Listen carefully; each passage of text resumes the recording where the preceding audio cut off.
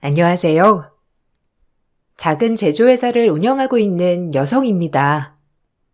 회사는 원래 엄마가 수십 년 동안 운영을 하시다가 돌아가시게 되면서 제가 물려받게 되었는데요. 요즘 주변에서 돌아가신 엄마를 많이 닮았다는 소리를 들을 때마다 뿌듯하고 그리운 마음이 많이 들더라고요. 엄마가 돌아가시고 난 후에 여러 일들이 많았지만 정신없이 일에 집중하면서 잊어버리고 있었는데요. 이제는 숨겨왔던 얘기를 꺼내서 훌훌 털어버려야 할 것 같아 이렇게 사연을 보내봅니다. 저희는 어릴 적 아빠가 큰 병을 앓으셨고 그때 이후로 잘 운영하시던 회사가 거의 망하기 직전이 되었어요. 당시 가정주부였던 엄마는 투병하던 아빠 대신 회사를 살리겠다고 아무것도 모르는 상태에서 바로 회사 일에 뛰어들었고 결국에는 엄마의 노력으로 회사가 살아남게 되었어요. 그 이후로 아빠는 건강이 좋지 않으셔서 일을 못하셨기 때문에 엄마가 대신 30년을 회사 운영에 힘쓰셨죠. 30대가 되어서까지 저는 결혼에 대한 뜻이 없었어요. 아픈 아빠도 걱정이었지만 제가 결혼하고 나면 엄마의 부담이 더 커질 거라 생각을 했기 때문이었죠. 그러다 아빠가 돌아가시고 난 후 엄마는 저에게 뜻밖의 얘기를 꺼내셨어요. 유라야, 엄마가 아빠 그렇게 아프고 나서 엄청 힘들었어. 이제 갓 유치원 가는 너, 아파서 혼자서는 아무것도 못하는 아빠, 그리고 쓰러져가는 회사. 어떻게 해야 할지 너무 막막하더라고. 근데 내가 정신을 차리지 않으면 아무것도 해결되지 않을 것 같더라. 그래서 이 악물고 죽기 살기로 버텼어. 그러다 보니 이렇게 유라 너도 어른이 되고 회사도 지금까지 잘 운영되고 있잖니. 엄마 소원은 다른 거 없어. 네가 이제는 네 가정 꾸리는 거, 그거 말고는 이제는 엄마 소원 하나도 없어. 엄마, 나는 엄마랑 평생 살 거야. 결혼 안 하고 엄마랑 이렇게 오손도손 사는 게 내 소원이야. 솔직히 아빠 돌아가시기 전까지는 엄마도 주말 없이 매일 간병하고 그러느라 제대로 쉬지도 못했잖아. 아빠 돌아가시고 나서도 엄마 슬픈데도 꾹 참고 일해야 하고 난 결혼 생각 없어. 엄마랑 같이 이렇게 사는 게 제일 행복한 것 같아. 나도 유라랑 이렇게 같이 사는 게 정말 행복해. 근데 엄마가 살아보니까 가족은 존재만으로도 든든하더라고. 아빠가 그렇게 아팠어도 네가 아무리 어렸어도 너랑 아빠가 없었으면 엄마가 지금까지 이렇게 버텼겠니? 결혼해도 엄마랑 자주 보고 살면 되는 거야. 엄마가 경험해보니까 가족만큼 든든한 존재가 없더라. 엄마가 내 든든한 가족이잖아. 나는 엄마만 있으면 돼. 그리고 결혼한다고 해서 그 사람이 꼭 좋은 사람이라는 보장도 없고 주변에서도 안 맞아서 이혼도 하는데 굳이 결혼을 해야 하나 싶기도 하고 수십 년을 서로 다른 환경에서 자란 사람들이 어떻게 한 번에 맞겠어. 가족도 가끔씩 다투는데 그래도 이렇게 이어진 인연은 다른 것보다 더 끈끈할 수밖에 없더라. 엄마는 유라가 든든하게 버틸 수 있는 그런 가족을 많이 만났으면 좋겠다고 생각해. 엄마는 친척들도 별로 없고 아빠도 이제 돌아가셨잖아. 엄마 혼자보다는 더 많은 가족이 필요할 것 같아. 30대가 되어서도 한 번도 결혼에 대한 얘기를 꺼내신 적 없었는데 어느 순간 갑자기 저에게 결혼에 대한 걱정을 내비치셨어요. 엄마가 왜 그러실까 싶었는데 나중에 그 이유를 알게 되었죠. 남편은 엄마의 적극적인 소개로 만나게 되었어요. 엄마 회사 직원이었는데 말단 사원이긴 했지만 누구보다 열성적이고 적극적인 사원이라면서 저와 잘 어울릴 것 같다고 하셨죠. 가벼운 식사 자리로 만나게 된 남편에게 처음에는 미안한 마음도 있었어요. 정말 죄송해요. 저희 엄마가 저 결혼시키려고 안달이셔가지고 많이 불편하셨죠? 난감하셨을 것 같아서 정말 죄송하게 생각해요. 엄마가 영호 씨 정말 좋게 보시더라고요. 착실하고 성실하고 좋은 사람이라고 저도 들었어요. 오늘 자리는 너무 무겁게 생각하지 마시고 제가 엄마에게는 따로 잘 말씀드릴게요. 그냥 편안하게 식사하고 가세요. 아닙니다. 사실 사장님께서 처음에 제 또래 친구들 소개해줄 만한 사람 없겠냐고 여쭤보셔서 제가 먼저 저는 어떻냐고 말씀드렸어요. 솔직하게 말하면 저 유라 씨 오며 가며 얼굴 본 적 있어요. 주변 다른 직원분들 통해서 어떤 분이신지도 많이 들었었고요. 들을 때마다 정말 괜찮은 사람이라 생각을 했었는데 이렇게 마침 자리가 마련되어 전 이게 운명이라고 생각합니다. 아, 좋게 봐주셔서 감사해요. 그렇지만 저는 아직 결혼에 대한 생각은 크게 없어서요. 영호 씨 좋은 사람이라는 건 알지만 아마 저희 엄마가 요청하셔서 그런 부담 때문에 어쩔 수 없이 나오셨을 거라 생각해요. 다른 건 모르겠지만 유라 씨랑 한번 만나고 보고 싶다는 생각으로 나온 건 확실합니다. 사장님이 아니셨어도 제가 친해지고 싶다고 생각했었거든요.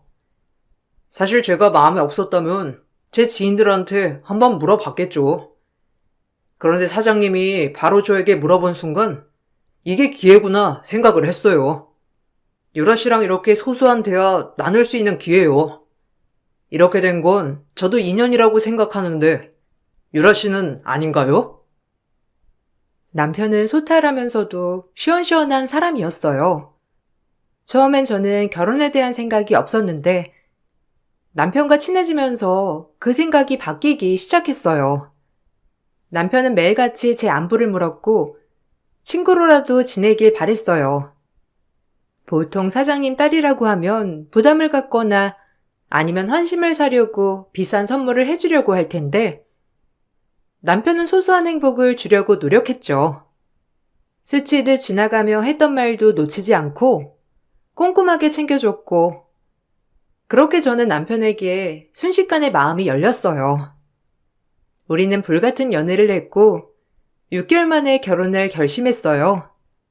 남편은 성인이 되어서 아버지가 돌아가셨고 홀어머니를 모시고 살고 있었어요.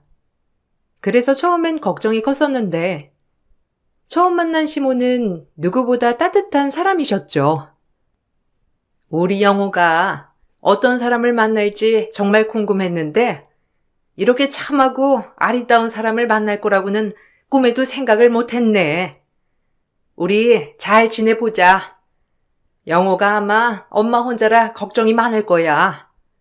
그런데 그런 걱정 하나도 안 해도 돼. 어차피 니들 결혼하면 니들끼리 알아서 잘 살면 되는 거고 나는 여기서 내 친구들이랑 재미있게 살 거니까 아무 걱정하지 말거라. 영호 씨가 어머님 얘기를 많이 해서 항상 뵙고 싶었어요. 연애 기간이 길지 않아서 걱정이 많으실 거라 생각해요. 그렇지만 저도 영호 씨도 서로 잘 맞고 앞으로 행복하게 잘 지낼 수 있을 거라고 생각해서 결혼 결심했어요. 어머님, 잘 부탁드려요. 내가 더 잘 부탁하지 뭐. 영호 아빠가 살아있었으면 누구보다 며느리 예뻐했을 텐데 그게 좀 아쉽지. 우리 집은 따로 뭐 챙겨야 할 거 없으니까 부담은 절대 갖지 않아도 돼. 영호랑 행복하게 잘 사는 것만 해주면 더 이상 바랄 게 없구나. 미안한 게 있다면 우리 집안이 변변치 않으니 내가 따로 해줄 수 있는 게 없다는 것뿐이지. 정말 미안하구나. 아니에요, 어머님. 요즘은 부부가 알아서 결혼 준비하고 저희도 양가 손 벌릴 생각은 없어요. 사실 저희 집에서 많이 도와주겠다고 하셨는데 영호 씨는 그게 부담스러울 것 같다면서 저희 엄마 따로 만나서 이미 말을 했더라고요. 그런데 저도 어머님께는 뭔가 해드리고 싶은데 아니다, 아니야. 내가 해주는 것도 없는데 받으면 너무 부담스럽지. 너희끼리 잘 준비하고 행복하게 결혼 생활만 하면 돼. 그걸로 나한테는 충분한 선물 되니까 그런 거 절대 고민하지 말거라. 영호가 사돈께 찾아뵙고 그런 얘기를 하는 건 영호도 어느 정도 생각이 있어서 그런 거니? 괜찮다면 영호 뜻을 따라주는 것도 좋을 것 같구나. 결혼하겠다는 소식을 듣고서 누구보다 기뻐했던 엄마는 집이며 결혼식이며 신혼여행이며 모든 결혼 비용을 주겠다고 하셨지만 남편은 그걸 끝까지 거절했고 시모 또한 아들의 뜻을 따르는 게 좋을 것 같다고 하셨어요. 주변에서도 사실 말단 사원과 사장딸이 결혼한다는 소식이 들렸을 때 혹시나 재산 때문에 하는 건 아닐까 하는 소문들도 있었지만 결혼 준비를 남편과 반반으로 나눠 준비한다는 소식이 들리고서는 다들 대단하다고 남편을 칭찬했죠. 자네, 부담스러운 건 알지만 나도 딸 가진 엄마로서 해주고 싶은 게 있을 뿐이야. 자네 마음은 내가 충분히 이해했네. 안 그래도 부담스러워할 것 같아서 조심스러웠는데 이렇게 완강히 거절을 하니 내가 할 말이 없네. 그럼 신혼집이라도 좀 편하게 마련하는 건 어떤가? 내가 뭘 바래서 그런 게 아니라 우리 딸 편하게 좀 시작을 하면 좋을 것 같아서. 어머님, 저희 둘 사는 집이면 이 정도 평수면 괜찮습니다. 거기다가 제가 모은 돈으로도 충분하고요. 어머님이 보시기에는 부족하다 보이실 수 있지만 제 능력으로는 이 정도면 충분한 것 같습니다. 어머님께 손을 벌리지 않고 싶은 마음은 확실합니다. 딸을 시집 보내면서 더 잘해주고 싶으시겠지만 저희는 이 정도면 충분히 잘 준비한 것 같아요. 정말 우리 딸 그대로를 좋아해줘서 고맙네. 사실 주변에서도 참 말이 많았어. 딸 선자리 주산해달라고 하니 다들 생각 없는 사람들만 소개를 해주니 어떻게 해야 하나 싶었는데 자네를 만나게 돼서 우리 딸도 행복하게 잘 살 수 있을 것 같아. 다른 건 몰라도 유라 씨 행복하게 해줄 자신은 있어요. 물론 어머님 도움받아서 비교도 안 될 정도로 잘 갖춰 시작을 할 수도 있겠지만 그것보다는 저희가 살아가면서 소소하게 하나하나 갖춰나가는 재미 느끼며 살고 싶어요. 저도 그렇지만 유라 씨도 같은 마음이고요. 어머님께서는 그저 저희가 잘 사는 거 보시고 행복을 느껴주시면 좋을 것 같아요. 저희가 짧게 만나긴 했지만 누구보다 서로 사랑하는 마음으로 결혼까지 결심한 거예요. 저희는 작은 전셋집을 얻어 신혼집을 차리게 되었어요. 그런데 신혼생활이 시작되고 얼마 지나지 않아 청천벽력 같은 소식을 듣게 되었죠. 바로 엄마가 큰 병에 걸리셨다는 거였어요. 당장 위험한 건 아니었지만 언제 돌아가셔도 이상하지 않을 정도로 몸이 많이 안 좋은 상황이셨어요. 처음 그걸 알고 나선 엄마를 찾아가 화를 내기도 했죠. 어떻게 나한테 한마디 말도 안 할 수가 있어? 그럼 그동안 출장이라고 했던 것도 엄마 치료 받으려고 그랬던 거야? 아니, 딸이 멀쩡히 있는데 어떻게 한마디 말도 안 하고 치료를 받을 수가 있냐고. 내가 나중에 알면 속상할 거라고는 생각 안 해봤어? 엄마, 왜 말을 안 했어? 많이 위험한 상태라며. 이럴 때일수록 내가 엄마 옆에 있어야지. 아이고, 걱정 안 해도 돼. 내가 너 이럴까 봐서 말을 못한 거야. 어차피 꾸준히 치료받아야 하고 치료만 잘 받으면 건강하게 살 수 있대. 지금은 좀 상황이 나빠지긴 했지만 그래도 앞으로 잘 관리하면 괜찮을 거니까 너무 걱정하지 마. 김서방한테도 너무 걱정하지 말라고 해. 네가 이렇게 울고불고 하면 얼마나 걱정하고 마음이 아프겠니? 아니, 지금 김서방 걱정할 때야? 내가 엄마 소식 듣고 얼마나 놀랐는지 알아? 언제부터 알게 된 건데. 보니까 우리 결혼하기 전부터 알고 있었던 것 같은데. 그래서 나한테 갑자기 결혼하라고 했던 거야? 엄마 상태가 그러면 내가 결혼을 안 했어야 맞는 거지. 이런 상황 속에서 어떻게 내가 행복하게 잘 지낼 수 있을 거라고 생각했어. 엄마가 그래서 너한테 말을 못했어. 언젠가 될지 모르지만 엄마가 아빠한테 가면 너 혼자서 얼마나 힘들까 싶어서 같이 기댈 수 있는 사람이 있었으면 참 좋겠다 싶었는데 마침 딱 네가 김서방이랑 결혼을 했잖니. 엄마가 너무너무 행복해 지금은. 만약에 너 혼자 여기 두고 갈 거였다면 엄만 편하게 눈도 못 감았을 거야. 엄마는 이미 몇 년 전부터 병이 진행되고 있다는 사실을 알고 계셨어요. 추적 관찰을 하던 도중에 병이 악화되었고 전 뒤늦게 엄마의 병을 알게 된 거였죠. 혼자서 그동안 치료를 받으셨을 생각하니 마음이 미어졌지만 엄마는 너무나 다행이라고 얘기하셨어요. 딸 혼자 두고 눈을 감을 생각하니 막막했는데 그래도 가족이 생겨 다행이라며 행복해 하셨죠. 남편에게 이 소식을 전하니 남편은 놀라지도 않더라고요. 아, 장모님 아프신 거? 그거 사실 나 알고 있었어. 요 근래에 일이 좀 바쁜데 출장을 자주 다니시더라고. 뭔 일이 있는 것 같다 싶어서 살짝 알아보긴 했는데 어쨌든 장모님이 아프신 거는 알고 있었어. 처음에는 내가 당신도 알아야지 않을까 싶어가지고 한번 말씀드려봤는데 나중에 알게 될 때까지 되도록 숨기고 싶다고 하셔서 당신한테 말은 못했어. 당신 알고 있었다고? 그러면 나한테 먼저 얘기를 했어야지.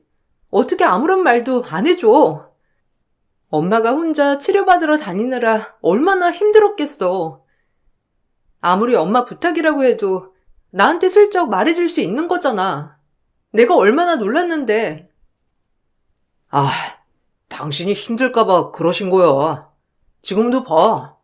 당신 아무것도 못하고 내내 울고만 있잖아. 장모님 누구보다 강하신 분이셔. 잘 이겨내실 거야. 지금도 꾸준히 치료받으시고 계시고. 그리고 당신이 이렇게 힘들어하면 장모님은 더 힘드셔.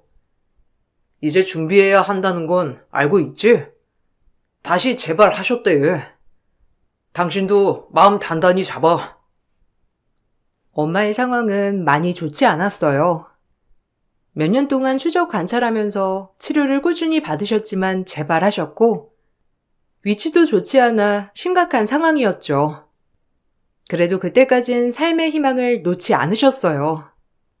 남편의 태도가 달라지기 시작한 건 그때쯤이었던 것 같아요. 회사 내부 승진이 있었는데 그날 남편이 만취를 내서 집에 왔어요. 와서는 털어놓는 얘기에 전 너무나 기가 막혔죠. 당신 들었지? 오늘 회사에 승진 소식 있었다는 거. 요즘 장모님 옆에서 비서처럼 쫓아다니고 있으니까 당신이 잘 알겠네. 나 과장으로 승진했어. 오늘 다들 축하해준다고 하면서 축하주 마셨는데 나는 왜 이게 별로 좋지 않지?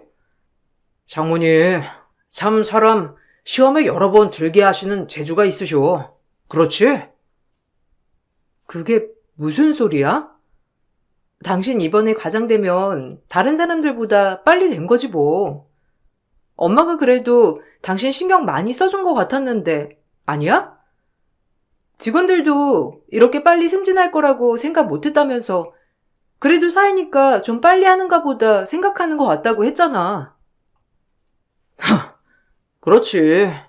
내가 사이니까 빨리 승진을 할 수도 있는 거지. 그럼 내가 직원이 아니라 관리자쯤은 돼야 하는 거 아니야? 막말로 장모님 아프신 거 이제는 밝혀야 할 텐데 그럼 뒤이어서 회사 운영할 사람도 찾아야 하고 그럼 직원들은 뭐라고 생각을 하겠어? 당연히 내가 가족이니까 그 회사 받아서 내가 운영할 거라고 생각할 거잖아. 뭐? 그게 지금 무슨 소리야? 엄마가 왜 당신한테 회사를 물려줘? 그리고 엄마 아직 회사 누구한테 넘겨줄 생각 없으셔. 그런 얘기도 한 번도 안 해보셨고. 근데 무슨... 그럼 당신 지금 과장된 것도 너무 작다고 생각하는 거야? 솔직히 말해서 당신 이번 해에 실적도 하나도 없고 거래 체결한 것도 없고 프로젝트 진행하거나 그런 것도 없다며. 그거야. 결혼 준비하면서 이것저것 신경 쓸 게 많으니까 그런 거였지. 그래도 나는 이제 사이 됐으니까 장모님이 아프시기도 하니까 어느 정도 한 자리 내어주실 줄 알았어. 그런데 그 정도밖에 못 올려주시니 날 사이로 진짜 생각은 하시긴 하는 건가? 술에 취해 주절대는 남편의 모습을 보니 정말 충격적이었어요. 그렇게 결혼 준비할 때 지원해주겠다던 엄마의 말을 극구 거절하던 건실한 청년은 어디 가고, 한 자리 차지하려고 기회만 엿보니 여우 같은 사람이 눈앞에 있었죠. 다음날 술이 깬 남편은 기억이 전혀 나지 않는다고 했지만 여전히 찜찜했어요.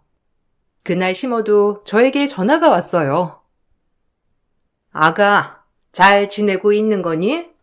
아무리 편안한 시댁이라고 하지만 그래도 소식은 좀 들려줘야지. 너무한 거 아니니? 내가 여태 기다리다가 하도 전화가 안 와서 너한테 내가 전화한 거야. 영호, 이번에 승진했다며?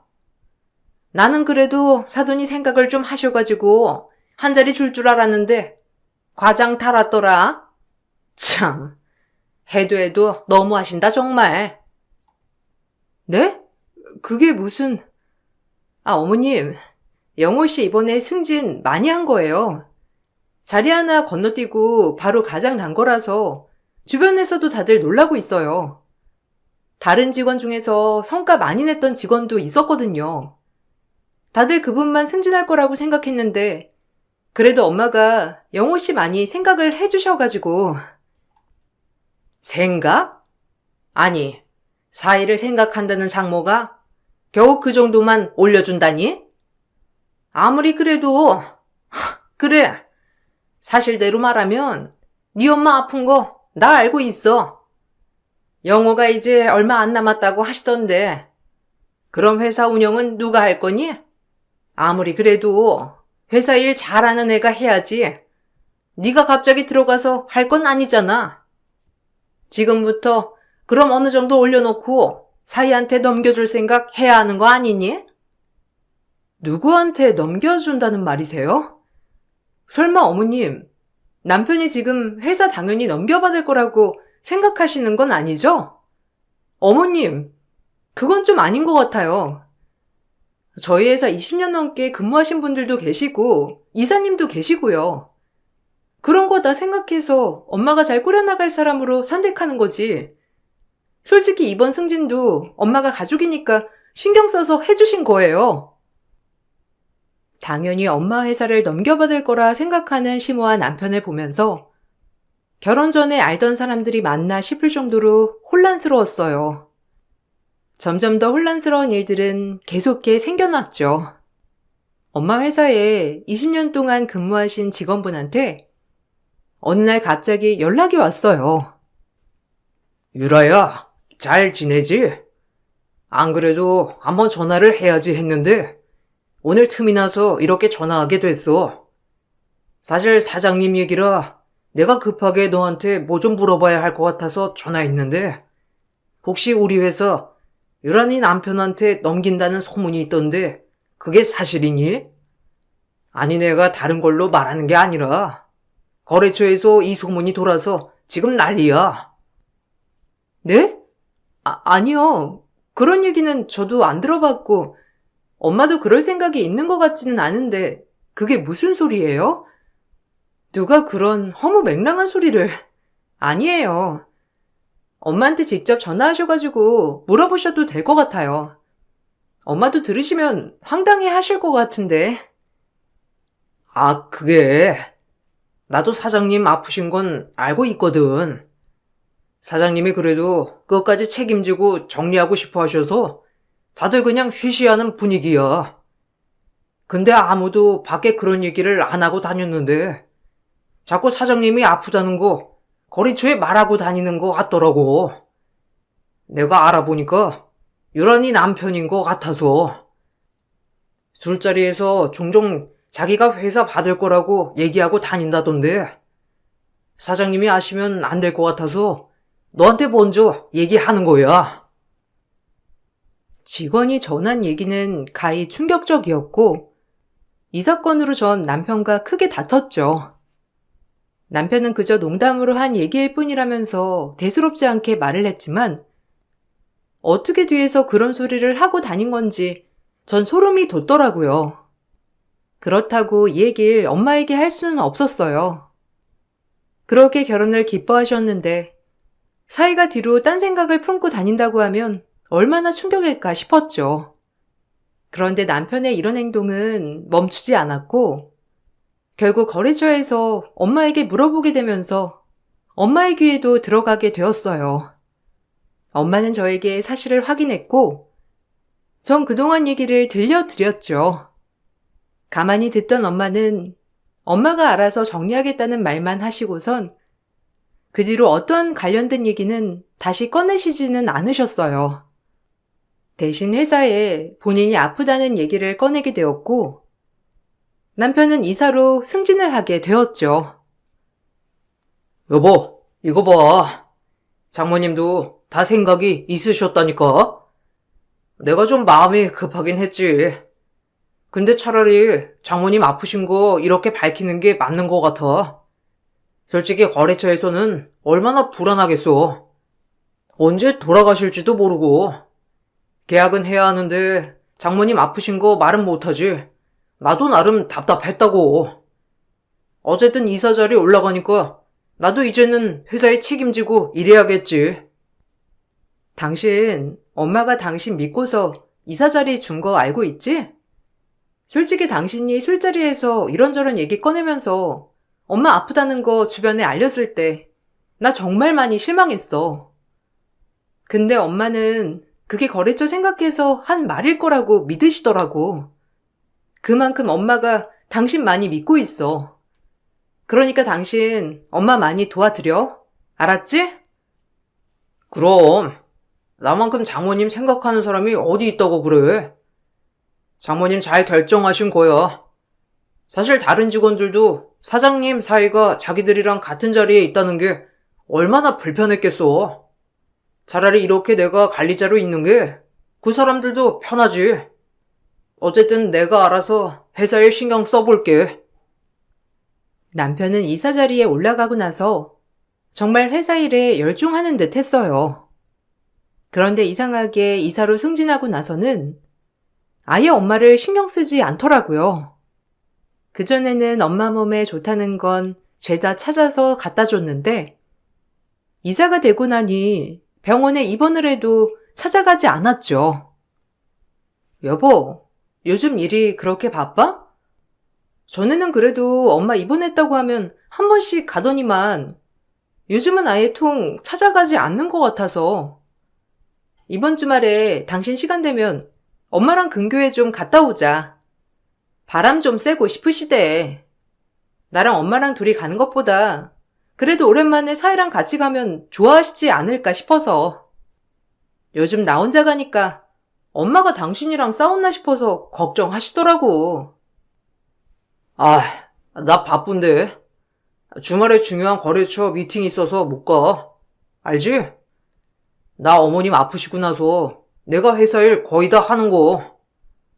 거래처 매번 만나서 접대하는 것도 엄청 힘들다니까. 그냥 이번에 당신이랑 장모님 같이 갔다 와. 이왕 가는 거 바로 오지 말고 한 며칠 쉬다 와도 괜찮고. 당일로 갔다 오면 힘들잖아. 내가 알아봐 줄 테니까 갔다 와. 그래도 이번에는 같이 가면 좋을 것 같아. 거래처 미팅은 다른 직원들이 가도 되는 거 아니야? 아니면 거래처 미팅 끝나고 같이 합류해도 되는 거고. 요즘 엄마 컨디션이 많이 안 좋아지셨어. 병원에서도 이제는 더 이상 치료할 수 있는 방법이 없다고 하시고. 정말 호스피스 들어가시면 이번에 나가는 게 마지막일 텐데 당신이 같이 가줬으면 좋겠어. 바쁘다니까. 그럼 나 돈도 벌지 말고 같이 장모님 간병이나 해? 당신도 장모님 일궈낸 회사 무너지는 거 원하지 않을 거 아니야? 내가 열심히 해야 회사가 잘 돌아가는 거야. 장모님이랑 당신 너무 스트레스 받아서 마음이 더 그럴 수 있어. 이참에 며칠 좀 쉬다가 와. 결국 남편은 마지막 엄마의 나들이에 참석하지 못했고, 그날 이후로 호스피스에 들어간 엄마는 눈을 감고 나서야 병원에서 나올 수 있었어요.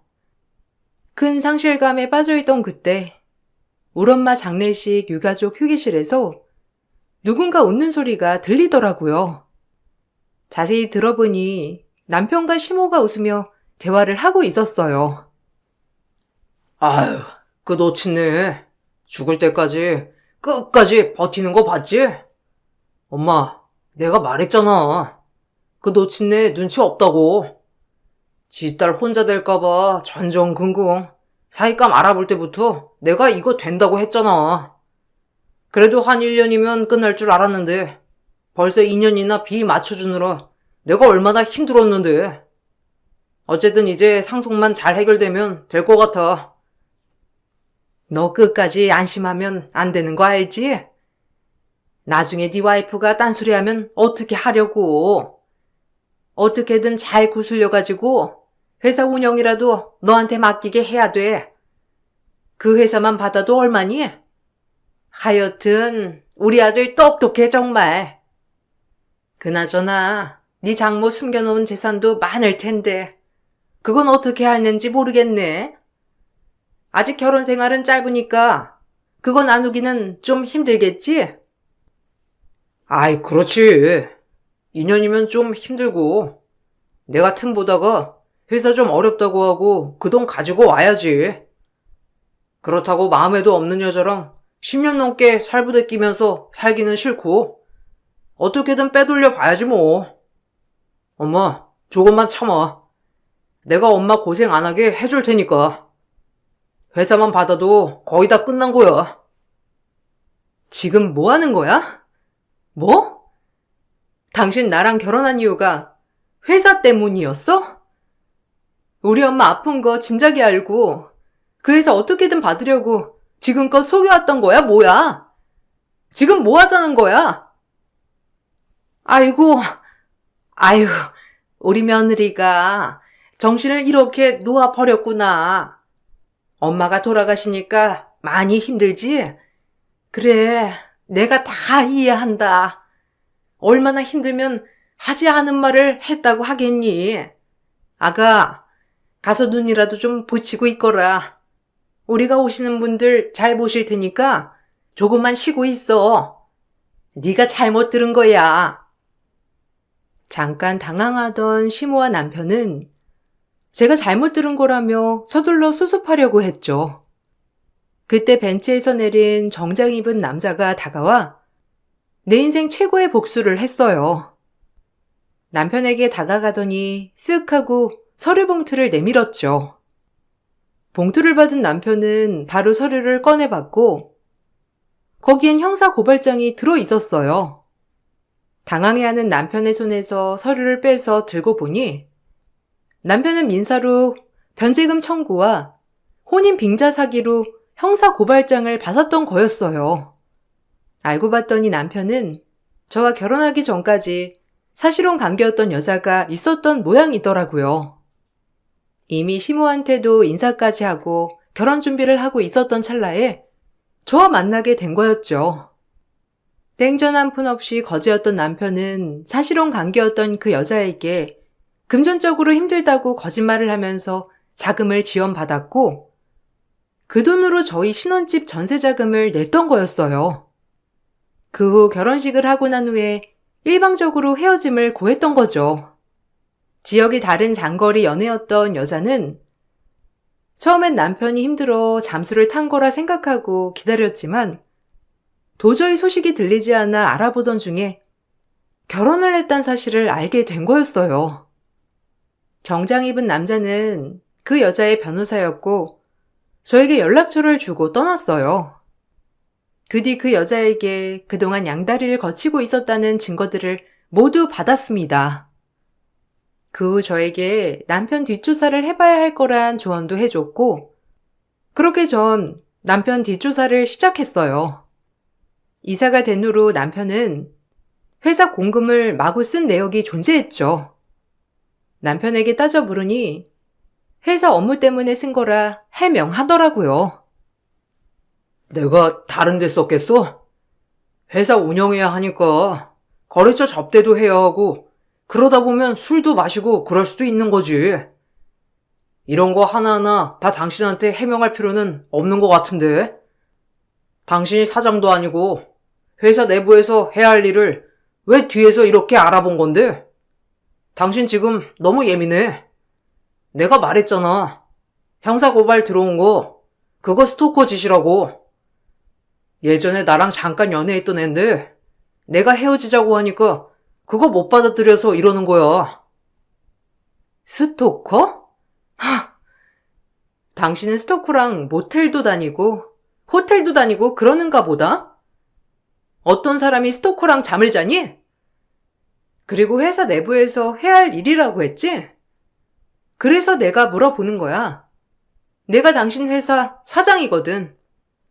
이 쓴 내역 제대로 밝히지 않으면 당신 그 자리에서 내려와야 될 거야. 아니, 그거 다 갚아야 할 건데 괜찮겠어? 뭐? 당신 진짜 왜 그래? 장모님 이 사실 아시면 까무러치실 거야. 장모님 좀 편하게 눈 감게 해드리죠. 당신 지금 너무 마음이 힘들어서 나한테 화풀이 하는 것 같아.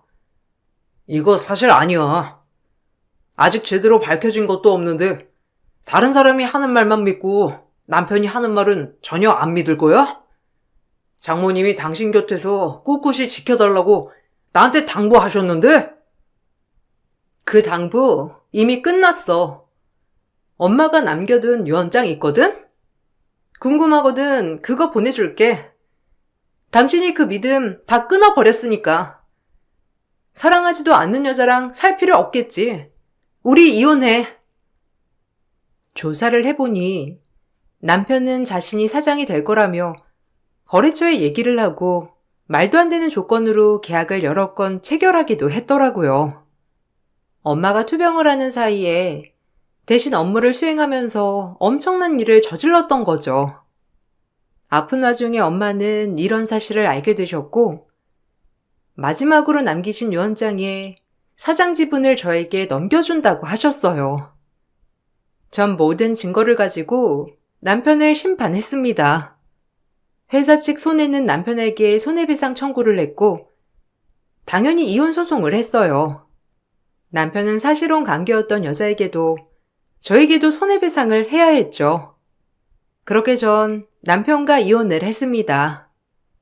나중에 알아보니 남편은 이런 식으로 돈 있는 여자들을 꼬셔서 여러 번 금전을 받고 헤어지는 일을 반복했더라고요.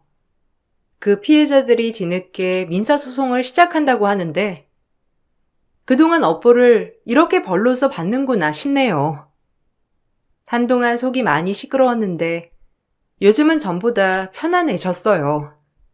시간이 날 때마다 엄마를 찾아가고 있는데 아직 제 든든한 가족을 찾지는 못했지만 가족과 다름없는 회사 식구들과 친구들을 알게 되었답니다. 아마 엄마가 편히 눈 감진 못하셨지만 엄마가 아빠 곁에서 안심하고 계시지 않을까 생각해요. 전 앞으로 더 바쁘게 잘 지내보려고요. 사람 마음은 알 수 없다고 하지만 진실은 언젠간 반드시 드러난다는 사실 여러분들도 꼭 명심하시길 바랄게요. 사연 들어주셔서 감사합니다. 여러분들도 행복하시고 건강하세요. 안녕하세요. 새 인생을 계획하며 알차게 살아가고 있는 여성이에요. 당연히 지금의 제가 있는 건 과거가 있기 때문에 제가 있다고 생각을 하며 살고 있어요. 우연히 알게 된 남편에게 첫눈에 반해 대시를 하였고 그 남편이 대학교에서 알게 된 친구의 오빠라는 사실을 알고 제가 남편을 만나고 싶다고 졸랐어요.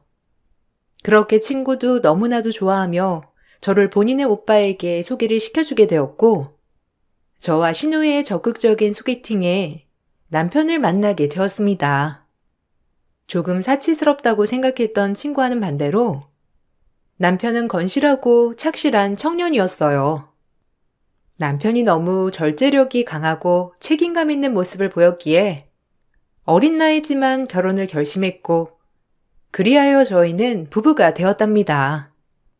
남편을 소개해준 친구는 제 시누이가 되었고요. 엄마, 진짜 걔 꼭 잡아야 한다니까? 내가 대학교 내내 지켜봐서 알잖아. 건물을 몇 채나 가지고 있대잖아, 걔네 부모님이. 오빠가 능력 있지, 머리 좋지, 인물 좋지. 그저 집안 좀 꿀린다는 거 그거 하나인데 명함 좀 내밀어 볼만 하지 않겠어? 우리 아들이 꿀릴 거야 없지.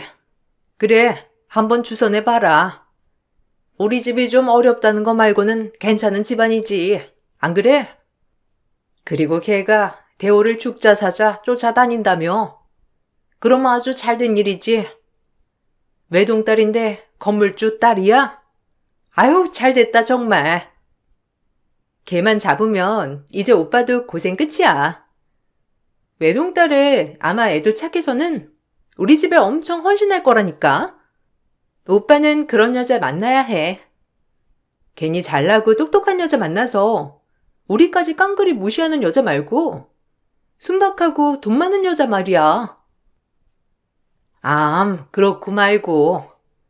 내가 어떻게 살았는데 이 나이에 며느리살이 할 일 있니? 그래도 내 손으로 주무를 수 있는 애 데려와야지. 너무 잘 됐지 뭐. 지가 나서서 오빠 좋다고 그러는데 우리 얼마나 땡큐야? 하여튼 다 내 덕분인 줄 알아, 엄마도. 시누이가 절 남편에게 소개시켜준 이유는 딱 하나. 저희 집이 굉장히 부유해서였습니다. 그걸 모르는 건 아니었지만 사실상 어린 나이기도 했고 그게 결혼에 큰 영향을 끼칠 거라곤 생각하지 못했어요. 하지만 결혼을 하고 보니 시누이와 시어머니는 제가 생각했던 것 이상으로 남편에게 의존적이었고 착한 남편은 그런 시어머니와 시누이에게 매번 끌려다니기 십상이었어요. 자기는 그래도 어머님이 따로 주식 계좌에 돈도 해놓으셔서 생활비 아쉬울 건 없잖아. 내가 벌면 얼마나 벌어. 이 돈은 그냥 우리 가족들한테 원래 주던 대로 쓸게. 당신 벌이도 있고 금전적으로 여유가 있으니까 괜찮겠지? 아무리 각자 벌어서 쓰는 세상이라지만 그래도 부부인데 네 돈 내 돈 이렇게 하는 건 좀 그렇다. 당신이 가장인 거 모르는 건 아니지만 어느 정도 이제 결혼을 했으면 일정한 금액은 정해놓고 어머님이랑 아가씨한테 드리는 게 맞지 않아? 에이, 당신처럼 여유 있는 사람이 쪼잔하게 왜 그래? 우리 집 어려운 거 몰랐던 것도 아니고. 그러니까 그냥 이렇게 하자. 결혼을 하고도 본인의 경제권을 저에게 일임하지 않는 남편에게 섭섭한 마음이 들었지만 그 당시엔 저도 벌기 때문에 그러려니 했습니다. 사실 이것저것 따질 수 있으면 따졌겠지만 그때는 사랑이 모든 눈을 다 가렸던 것 같아요. 그리고 시어머니가 남편에게 의존하는 것이 조금은 안쓰럽게 여겨져서 이해해보려고 노력을 많이도 하였어요. 그렇지만 어머님은 결혼한 자식한테 기대 이상으로 너무 많은 걸 바라셨고 사실 그 부분이 부담이 되지 않았다면 거짓말이었죠. 내가 너네 시아버지 돌아가시고 얘네를 어떻게 키우는 줄 아니? 아주 내가 내 세월을 얘기하자면 책 한 권을 거뜬히 써요. 이걸 말하는 이유는 네 남편과 결혼했으면 한 몸이니 날 잘 봉양하라는 뜻으로 얘기하는 거야. 네 부모다 생각하란 말이야. 우리가 잘 알지. 엄마 얼마나 고생했어. 이거 오빠는 다 갚아야 돼. 세언니도 잘 들어. 지금의 오빠를 있게 한 건 다 우리 엄마가 악착같이 벌어먹여 키운 거니까. 우리 나 몰라라 하지 말란 말이야. 이건 부탁이 아니라 당연한 얘기니까. 뭐 잘 알죠. 아버님 일찍 돌아가시고 어머님 혼자 이랑 아가씨 힘들게 키웠다는 거 맨날 얘기하시니깐요. 그러니까 너도 잘해야 한다. 네 남편 이렇게 회사 다니고 사회생활 하는 게 다 내 덕이니까 내 말 잘 알아들었지? 대답 안 하고 뭐해? 엄마가 괜히 그런 말 하겠어? 솔직히 네가 오빠랑 살려면 우리한테 이 정도는 해야 한다 이 말이야. 이런 것도 각오 안 하고 우리 오빠랑 결혼한 건 아니겠지? 막말로 오빠 같은 사람한테 시집 오려는 여자 줄 선 거 알잖아. 그렇게 줄 서진 않던데. 뭐 오빠가 이상하다는 건 아니고 그야 내 눈엔 멋있으니까 난 결혼을 한 거지만. 뭐래? 우리 오빠 같이 인물 좋고 착하고 건실하면 다들 넘어가는 거지. 네가 오빠를 죽자 사자 쫓아다닌 건 잊었나 보지? 원래 남편네 집안은 좀 부유했었는데 아버님이 급작스럽게 부도를 맞으시고 충격에 돌아가시는 바람에 시어머니가 무척이나 고생했다고 들었어요. 사실상 모든 유산이나 빚을 다 포기했기 때문에 딱히 빚을 갚지 않았어도 됐지만 그래도 여자 몸으로 아들, 딸을 건사하는 것 자체가 굉장히 존경할 만한 일이긴 하였죠. 그래서 그런지 남편도 어머니에게는 쩔쩔매더라고요. 남편을 너무나도 좋아했고 결혼했을 땐 이런 것들도 각오했던 일이었지만 생각한 거 이상으로 많은 연결고리들이 있었어요. 사실상 자기가 아르바이트해서 생활비 된 거라며. 아가씨나 어머님 그래도 저렇게 건강하신데 일은 하셔야 하는 거 아니야? 엄마가 아빠 일찍 돌아가시고 충격이 크셔서 정상적인 사회생활은 불가능하쇼. 워낙 소녀 같으셔서 마음도 여리시고 그런 데서 일하다 상처받을 바엔 그냥 엄마 집에서 쉬게 하는 게 훨씬 나을 것 같다. 그러니까 너도 좋게 좀 생각해. 어머님이야 그럼 그렇다 치는데 아가씨는? 본인도 일하면서 왜 맨날 오빠 카드를 가져다 쓰는지 이해가 안 가서 그래. 내 동생도 마찬가지지. 어린 나이에 아빠 잃고 얼마나 애가 의지할 데가 없겠어. 내가 아빠라고 생각이 드니까 그렇게 돈을 타 쓰고 싶은 거지. 너무 그런 것까지 신경 쓰려고 하지 마. 막말로 당신이 돈 필요한 사람도 아니고 내 월급 필요 없잖아. 자기야, 그래도 이제 자기는 한 가정의 가장인데 아직까지 본인 집안 때문에 이렇게 끌려다니는 건 좀 아니라고 보는데? 내가 돈이 있든 없든 그래도 우리는 부부인데 이건 좀 말이 안 된다고 생각해. 어머님네 돈을 끊으라는 게 아니라 한 달 생활비를 정해놓고 딱딱 드리는 게 나을 것 같아서 하는 말이야. 내가 너무한 건가? 난 이게 당연한 것 같은데. 끌려다니다니. 내가 얼마나 줏대 있는 인간인데. 너 말 막 한다. 절대 그럴 리 없으니까 나만 믿어. 난 그런 사람 아니야. 손 하나 까딱 안 하고 늘 오빠에게 용돈을 타쓰는 시누이가 사실 얄미웠어요. 본인도 아버지가 없어서 트라우마가 있다나 뭐라나. 학교 다닐 때 하는 영 딴판이 시누이를 보면서 내가 속았구나 싶었던 적이 한두 번이 아니었지만 그래도 나쁜 사람들은 아니라고 생각하여 참는 날들이 많았습니다. 하지만 처음엔 생활비를 타쓰다가 점점 남편 월급 통장까지 넘보자 화가 나더라고요. 아무리 남편과 서로 월급에 대한 비용을 터치하지 않기로 했지만 독립하지 못하는 남편이 답답스럽기도 하면서 한심했어요. 어머님, 그래도 이희랑 저랑 부부인데 남편 월급 통장까지 어머님이 주고 남편에게 용돈을 주는 건 좀 아닌 것 같아요. 앞으로 생활비 필요하시면 제가 붙여드릴 테니까 남편 월급 통장은 제가 관리하게 해주셨으면 해요.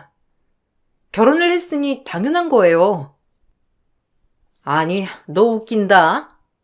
내가 내 배 아파서 낳은 내 아들 통장을 내가 관리하겠다는데 네가 뭔데 왈가왈부 한다는 거야? 난 우리 아들 그렇게 안 키웠다.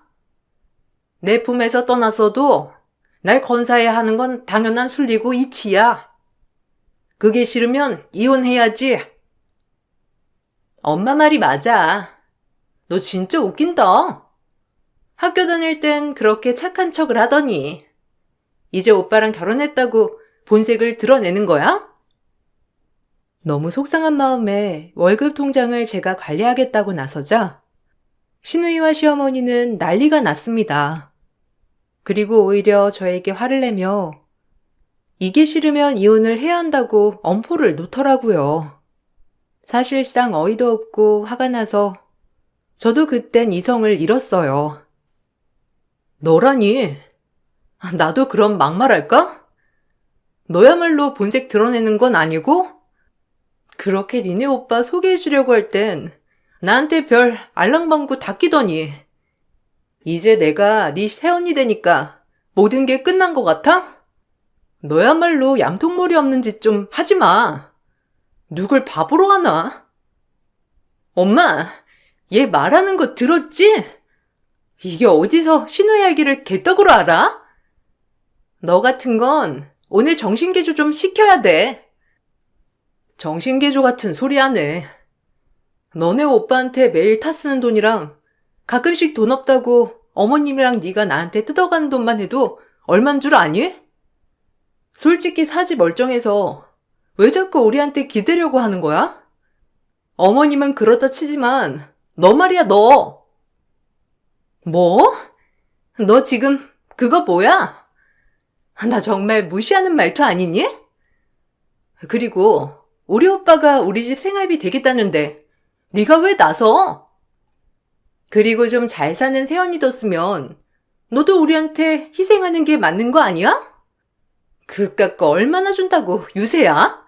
웃겨 진짜. 유세라니? 오빠가 어머님한테 매달 드리는 돈이랑 나한테 따로 타가는 돈이랑 합치면 500이 넘어. 그게 큰 돈 아니야? 야, 너 나한테 말까지 마. 이게 어디서 신우이한테 야야거려? 꼴랑 500 주면서 아주 기세등등 우릴 가르치려 하네. 툭 하면 너너거리는 신우이도 얄미웠고 남편으로 인해 저를 휘두르려고 하는 시댁 식구들에게 화가 났습니다. 하지만 저도 화가 나서 신우이에게 막 싸붙이자 신우이는 제 뺨을 날렸고 그날 아주 죽이 되도록 둘이 육탄전을 벌였어요. 초등학생 이후로 누군가와 이렇게 육탄전을 해본 적이 없는 것 같은데 그 상대가 신우이라니 정말 상상 못할 일이었어요. 매번은 아니지만 거의 2달에 한 번씩 저에게도 돈을 타갔던 터라 이번 일을 그냥 넘기기엔 저 역시도 많이 화가 났었거든요. 너 이게 뭐 하는 짓이야? 나를 얼마나 무시하면 이런 짓을 하니? 아이고 대호 아버지, 내가 이런 취급 받고 살아요. 엄마, 갑자기 왜 울어? 엄마가 우니까 나도 눈물 나잖아. 집값게 우리가 아빠도 없고 가난하다고 무시하는 거지 뭐. 시댁 자리가 얼마나 어려운 자리인데 나한테 눈 동그랗게 뜨고 막말하는 거 봤지? 아빠, 내가 이렇게 당하고 살아. 내가 죄인이다. 그때 니네 아버지 갈 때 우리 다 같이 갔어야 했는데 내가 무슨 부귀영화를 누리겠다고 이렇게 악착같이 너네를 건사하고 살았는지. 아주 저 새파랗게 어린 게 나를 얼마나 우습게 여기면 저러는 거야. 두 모녀가 쌍으로 얼싸안고 저에게 죄책감을 전가하는 듯 돌아가신 시아버지를 찾으며 울어댔는데 사실 마음이 좋진 않았어요. 어려서부터 결핍이 하나도 없이 자란 제가 좀 참았어야 하나 싶기도 한 게 갑자기 미안한 마음이 몰려오더라고요. 아무래도 생각해보면 그땐 제가 단단히 가스라이팅에 당했던 것이 분명했던 것 같아요. 모든 게 다 제 잘못처럼 느껴졌으니 말이죠. 사실 결혼하고 지금까지 아무리 저희 집에 여유 있다 한들 남편에게 생활비 한 푼을 받아보지도 못했고 저 역시 가끔씩 시누이와 어머님의 합동 공격에 돈을 뜯기기 일쑤였던 터라 감정 조절을 하기 힘들었었거든요. 그게 그날 한꺼번에 터졌지만 또다시 제 잘못으로 느껴지는 바람에 제가 먼저 죄송하다고 하게 되었어요. 지금 생각해보면 정말 미련했던 것 같지만 말이죠. 아, 미안해. 네가 그런다고 나까지 그러면 안 됐는데. 아가씨, 우리 화해해요. 어머님, 죄송합니다. 그런 뜻은 아니었어요. 너 오늘 일 내가 두고두고 가만 안 둘 거야. 감히 말로써 우리한테 용서를 빌려고 해? 그런다고 우리가 받아줄 줄 알아? 맨입으로 나한테 사과하려고 하면 오산이야. 네가 날 얼마나 물러봤으면 내 머리채를 잡아. 집 같게. 내가 손 날렸어도 넌 맞았어야지. 내가 신우인데 감히 나한테 손찌검을 해? 나 이번 일 절대 못 넘어가니까 그리 알아. 미안해요. 감정 조절 못한 거 정말 후회되네요. 그리고 친구이지만 그 전에 신우이와 올케 사이인데 선을 지키도록 할게. 됐거든? 네가 날 무시하지만 않았어도 난 먼저 손 올리지도 않았어. 네가 무시하니까 내가 손이 나간 거지. 네 잘못이라고. 좀처럼 화가 풀리지 않는 시어머니와 신우였고 이번 일은 남편의 귀에까지 들어가게 되었는데 그래도 제 편일 줄 알았던 남편은 저에게 엄청나게 화를 내며 따지기 시작했습니다. 그 모습에 사실상 엄청난 충격을 받고 말았어요. 아무리 본인 가족이 최고라지만 그래도 저와 결혼할 땐 저까지 가족이라고 여겨줄 줄 알았거든요. 하지만 그 당시 남편은 그저 제가 같이 사는 동거인 그 이상도 아니었던 것 같은 느낌이었어요. 저에게 자초지종은 물어보지도 않았거든요. 진짜 실망이다. 어떻게 내 동생이랑 나 얼마나 불쌍하게 자랐는지 몰라서 그래? 너같이 모든 게 완벽한 애가 이해할 수준이 아니야. 그럼 그냥 관용 좀 베풀지. 꼭 그렇게 똑같이 해야겠어? 엄마가 얼마나 충격받으셨는지 넌 몰라. 막말로 넌 돈 쓸 데도 없잖아. 내 동생이랑 엄마가 돈 좀 타개로 쏘니 그걸 그렇게 거지 취급하면서 그래야겠어? 아니, 당신은 나랑 결혼은 왜 한 거야? 내가 먼저 맞았다고. 그래, 어머님이랑 대주 우는 거 보니까 마음이 안 좋긴 했어. 근데 당신이 이렇게 나오니까 나 너무 섭섭하고 진짜 서글프다. 난 당신 부인 아니야? 내가 이 집에 뭐야? 그리고 난 돈 쓸 데도 없다고? 나도 아끼고 안 쓰는 거야. 아무리 여유 있게 자랐다고 무슨 돈을 펑펑 써댔는 줄 알아? 당신이 돈을 안 갖다 주니까 내가 저축하고 내 돈으로 생활비하고 나도 빠듯하게 살고 있다고. 장모님한테 그럼 좀 달라고 하면 되잖아. 그리고 네 편을 안 드는 게 아니라 우리 엄마랑 내 동생 진짜 불쌍해서 그래. 난 남자지만 둘은 여자이기도 하잖아. 가뜩이나 남들한테 아빠나 남편이 없다는 게 얼마나 큰 서러움인데. 너까지 그러면 본인들이 얼마나 못나서 이런 대접 받고 사나 싶을 거 아니야. 진짜 엄마한테 너무 죄송하네. 대주도 그렇고. 네 마음도 안 좋겠지만 나도 곤란하긴 마찬가지야. 그러니까 이번 일은 네가 제대로 사과했으면 좋겠다. 내 말 무슨 뜻인지 알지? 처음으로 남편에게도 화를 내자 남편은 그제야 제 편을 들어주는 것처럼 행동했습니다. 그래도 그 모습에 다시금 화가 풀어졌고 시누이와 시어머니 화를 풀어줘야겠다고 생각했어요. 역시나 맨입으로 사과를 다시 청하면 받아줄 것 같지 않았고 그렇게 제 마음을 온전히 표현하기 위해서는 금전적 방법을 써야겠다고 생각했죠. 시누이와 시어머니를 백화점에 데려가 기분을 풀어주며 화해를 신청하였고, 그렇게 풀리지 않을 것 같은 화는 백화점에 도착하자 금방 누그러지게 되었답니다. 답답하시겠지만 이렇게까지 한 건 남편과의 결혼 생활을 유지하고 싶었고, 시어머니와 시누이가 남편의 가족이었기 때문에 어떻게든 관계를 유지해야 한다고 생각했어요. 아무리 여유가 있더라도 이렇게까지 하고 싶지 않았던 건 사실이었답니다. 너 내가 한 번만 더 그러면 진짜 안 봐준다?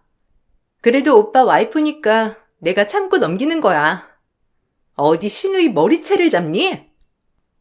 우리 그래도 대학교 땐 사이 좋았는데 앞으로도 그냥 그때처럼은 아니라도 가족이니까 좀 잘 지내보자. 그래, 너희 둘이 자매라고 생각하면 얼마나 좋니? 그러니까 우리한테 쓰는 돈 아까워 말고 좀 여유롭게 쓰려무나.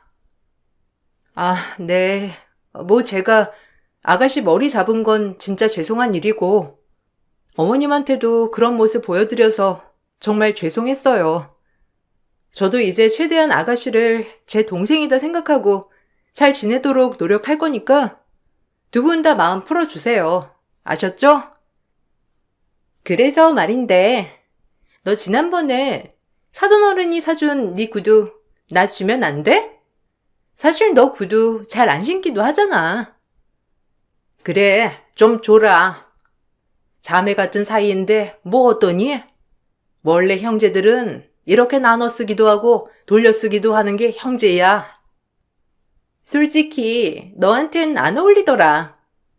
나처럼 종아리 각성미가 있어야 그런 구두도 어울리는 거야. 오빠 보고 가져오라고 할게. 여자 형제가 없어서 늘 아쉬웠는데 이렇게 새언니가 있어가지고 우리 딸이 그나마 좀 낫겠네. 너도 아낌없이 줘. 내 시누에게 강탈당하는 삶 같은 느낌이 점점 들더라고요. 사랑하는 남편은 딱히 제 편 같지 않은 생각도 들고 시어머니는 며느리가 아닌 지갑으로 여기는 것 같았죠. 그렇게 저도 사람인지라 늘 손해를 보고 산다는 느낌은 지울 수가 없더라고요. 그럼에도 남편을 너무 사랑했고 남편이 본인 목숨보다도 소중히 아끼는 가족들이니 제가 이해하자 생각했어요. 하지만 제 관용은 딱 여기까지였습니다. 시누이와 시어머니 그리고 남편마저 선을 넘어버리는 사건이 발생하고 말았던 거죠. 어머, 너무 잘 됐다. 쥐구멍에도 벼뜰 날이 있다던데 우리 딸이 청약에 당첨될 줄은 누가 알았어? 아유, 너무 좋네 내가. 엄마를 부양자로 해놓으니까 순위가 팍 뜨던데? 아니 근데 거기 아파트 너무 비싸서 들어갈 수 있으려나? 왜 못 들어가? 부자 언니가 있는데 당장 며느라기 전화 넣어서 이리로 오라고 해. 사실 지가 어쩔 거야? 지 남편 동생인데. 사돈어른들 재력이면 뭐 우리 집 정도야 해줄 수 있지. 솔직히 우리가 잘 살아야 자기들도 체면이 사는 거 아니겠어? 그럼 당연하지. 지 딸 시집이 그래도 집 한 채 가지고 있다고 해야 면이 살지. 얼른 불러서 얘기해보자. 아무 능력 없는 시누이가 청약에 당첨이 되고 나서부터 문제에 휩싸이기 시작했습니다. 어느 정도 시댁에 돈을 대는 거야 포기하고 살았지만 대놓고 지갑으로 취급하니 기분이 정말 안 좋았어요. 하지만 제 마음을 아는지 모르는지 시댁에서는 그저 밀어붙이기 바쁘더라고요. 제 인생에서 가장 크게 사람들한테 상처받았던 날들이었고 덕분에 단단해지게 되었어요. 뭐 너도 알다시피 대주 아파트 이번에 당첨됐잖냐. 아무나 들어갈 수 있는 것도 아니고 이런 복 놓치면 되겠니? 당장 대호가 돈이 없으니까 네가 대우 믿고 대주 청약 중도금 좀 해줘라. 어차피 지 오빠가 해줄 거 너도 새언니기도 하고 아까울 게 뭐가 있니? 너희 부모님이 너한테 물려줄 재산 중에 일부 좀 미리 달라고 해. 딸이 달라고 하는데 안 된다 하겠어? 뭐라고요? 어머님, 그동안에 말도 안 되는 건 다 참고 넘겼는데, 이건 아니죠. 제가 왜 아파트 중도금을 내요? 아니, 시누이 아파트 중도금 좀 내주는 게 뭐가 어때서? 잘 사는 새언니 덕 좀 보겠다는데 그게 그리 안 될 일이냐? 너희 집에는 푼돈 6억이잖니. 일시불로 할래? 아님 나눠서 할부로 할래? 10억도 아니고 6억인데 너 진짜 너무한다. 그래, 너 너무한다. 우리가 집이 있으면 솔직히 너도 좋은 거 아니야? 이렇게 월세집에 사는 것보다 시댁이 아파트 한 채 갖고 있으면 네가 훨씬 나을 거 아니야. 지 체면 세워준데도 저러네. 오빠, 무슨 말 좀 해봐. 얘 아주 우리 아기를 남처럼 여기는데? 와, 진짜 말이 안 나오네. 어머님이랑 아가씨 발상은 진짜 못 이기겠네요. 무슨 저희 집에 돈 맡겨 놓으셨어요? 얘 또 말하는 뽐새 봐라. 너 지난번에 그렇게 우리한테 싹싹 빌어놓고 또 그 잘못을 하겠다는 거야? 이게 진짜 콱! 잘 사는 내 친정 믿고 시누이 청약 중도금을 내게 치르라던 시어머니였고, 그 옆에 남편도 있었지만 남편은 아무 말도 안 하더라고요. 마치 눈빛이 저에게 당연히 해줬으면 좋겠다는 눈빛을 보내면서 입을 꾹 닫고 말이죠. 그때 느꼈어요. 정말 이건 아니다 싶은 것이 결혼에 대한 환상과 함께 남편에 대한 콩깍지가 정말 없어지게 되는 계기가 되었답니다. 애초에 날 지갑으로만 여기는 시댁과 남편이라는 것을 그때 정말 느끼게 되었거든요. 그래서 이렇게 말했습니다. 와, 이제야 제정신이 팍 드는 것이 진짜 그동안 나 헛짓거리하고 살았다는 게 확 느껴지네. 저기요, 300번은 네 아들이 17년 낼 거니까 그리 아시고 전 이만 물러가 보겠습니다. 잘 먹고 잘 사시고 다신 엮이지 맙시다. 너 그 말 뜻 뭐야? 지금 오빠랑 이혼이라도 하겠다는 거야? 아니 새언니, 말이라고 막 뱉으면 안 되죠. 막이라니? 누가? 내가? 내가 막 뱉는단다. 미안한데 이제 니네 오빠한테 콩깍지 다 사라졌거든. 그러니까 새 식구 어디 한번 옛날처럼 거지같이 살아봐. 누굴 지갑으로 하나? 뻔뻔하게 돈을 요구해? 깡패도 아니고. 제가 더 이상은 못하겠다고 선언하자 동시에 시누이와 시엄마 그리고 남편까지 눈이 동그래졌습니다. 전 그 길로 집에 가서 남편 짐을 싸서 문 앞에 내다 놓았어요. 애초에 친정에서 해주신 집이니 남편이 나가는 게 맞았거든요. 그 길로 시댁 식구들과 남편이 집에 도착했고 제가 이미 부모님을 다 모셔놓았기에 부모님도 같이 있는 자리였어요. 시댁 식구들은 제 부모님들 앞에서 처음엔 어이없다는 듯이 얘기하며 제 잘못인 양 몰아가더라고요. 아직까지 똥인지 된장인지 구분 못하는 것 같아 보였어요. 아니 어떻게 이럴 수 있습니까? 시애미가 돈 좀 요구했기로써니 이혼이라뇨? 사돈어른 딸 자식 교육 이렇게 가르쳤어요? 뭐라는 거야 이 여편네가? 당신이 오죽했어야지. 내 착한 딸이 가영 그냥 그랬을까? 진짜 어이가 없네. 됐고요. 이혼하면 그만이니까 더 이상 보는 일 없도록 하죠. 인간들이 인간 같아야 말을 섞지. 이거 무슨 며느리가 봉도 아니고. 사돈 어른이 뭔가 오해가 있으신 것 같은데 저희는 그런 뜻이 아니었고요. 그저 의중을 물어본 거예요. 혹시 가능하냐고. 의중? 대놓고 6억 내놓으라고 하는데 그게 의중을 물어본 거니? 당신도 입이 있으면 말을 해봐. 개코딱지 같은 소리 하는데도 가만히 듣고만 있었잖아. 내가 눈이 삐었지. 저런 놈이 뭐가 좋다고. 여하튼 지금까지 가난하게 사는 이유는 다 있다니까. 어디서 거지들 먹여 살릴 일 있나? 내 입에서 이런 말 나오는 것도 다 본인들이 자초한 일이니 그리 아세요. 그리고 당장 나가요. 너 말 다 했니? 네가 좋자고 매달려 놓고 이제 와서 이혼이라니? 우리 좀 진정하고 얘기로 풀어보자고. 네가 오해한 것 같은데 그건 우리가 의중을 물어본 거야. 너한테 돈을 내놓으라고 한 게 아니었고. 너 뭘 그렇게 화를 내니? 아까랑 참 다르시네요. 됐고요. 이제 손절하면 그만이니까 깔끔하게 끝장 보죠. 애도 없는 판국에 남이 되는 건 한순간이죠.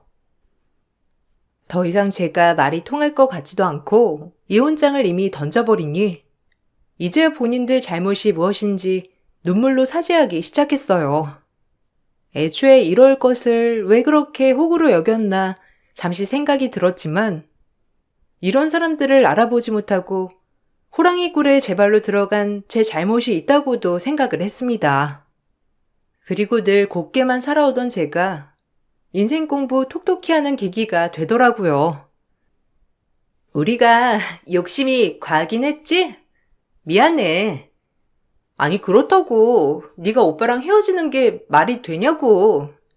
우리 조금만 이해해 주라. 엄마는 평생 남편도 없었고 나도 아빠 없이 컸는데 너까지 갑자기 나간다고 하면 또 가족을 잃게 되는 거나 마찬가지잖아. 내가 가족이기는 했니? 너한테 친구이기도 했고? 난 그저 니네 집의 지갑이었잖아.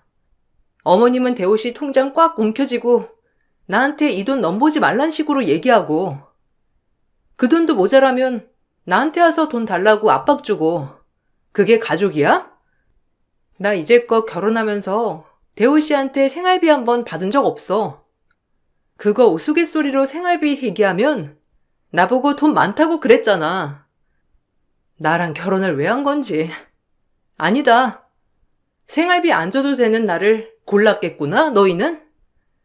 됐고, 이혼하면 그만이니 더 이상 엮이지 말자. 그러지 말고 우리 말 좀 들어봐라. 이렇게 갑작스럽게 이혼한다고 하면 어떡해? 우리가 너 하나 믿고 있었는데. 절 왜 믿어요? 제 뒷배경을 믿은 거겠죠. 그럼 애초에 눈치 보고 잘하지 그러셨어요.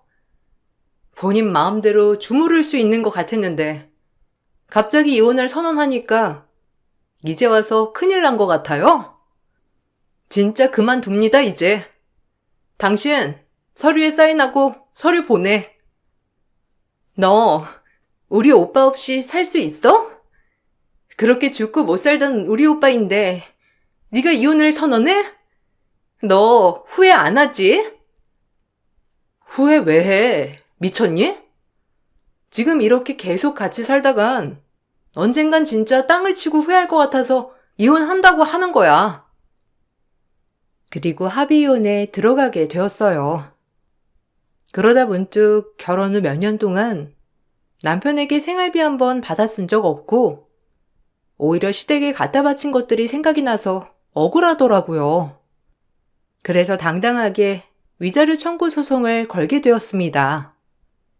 제가 여태까지 시댁에 물질적으로 도와준 것들이랑 그동안 남편에게 한 번도 받아본 적 없는 생활비 하며 그 모든 것들을 증거로 제시하며 이어갔어요. 그리고 그리하여 이혼의 유책 사유가 시댁에 있다는 판결로 인해 저에게 위자료를 주어야 했답니다.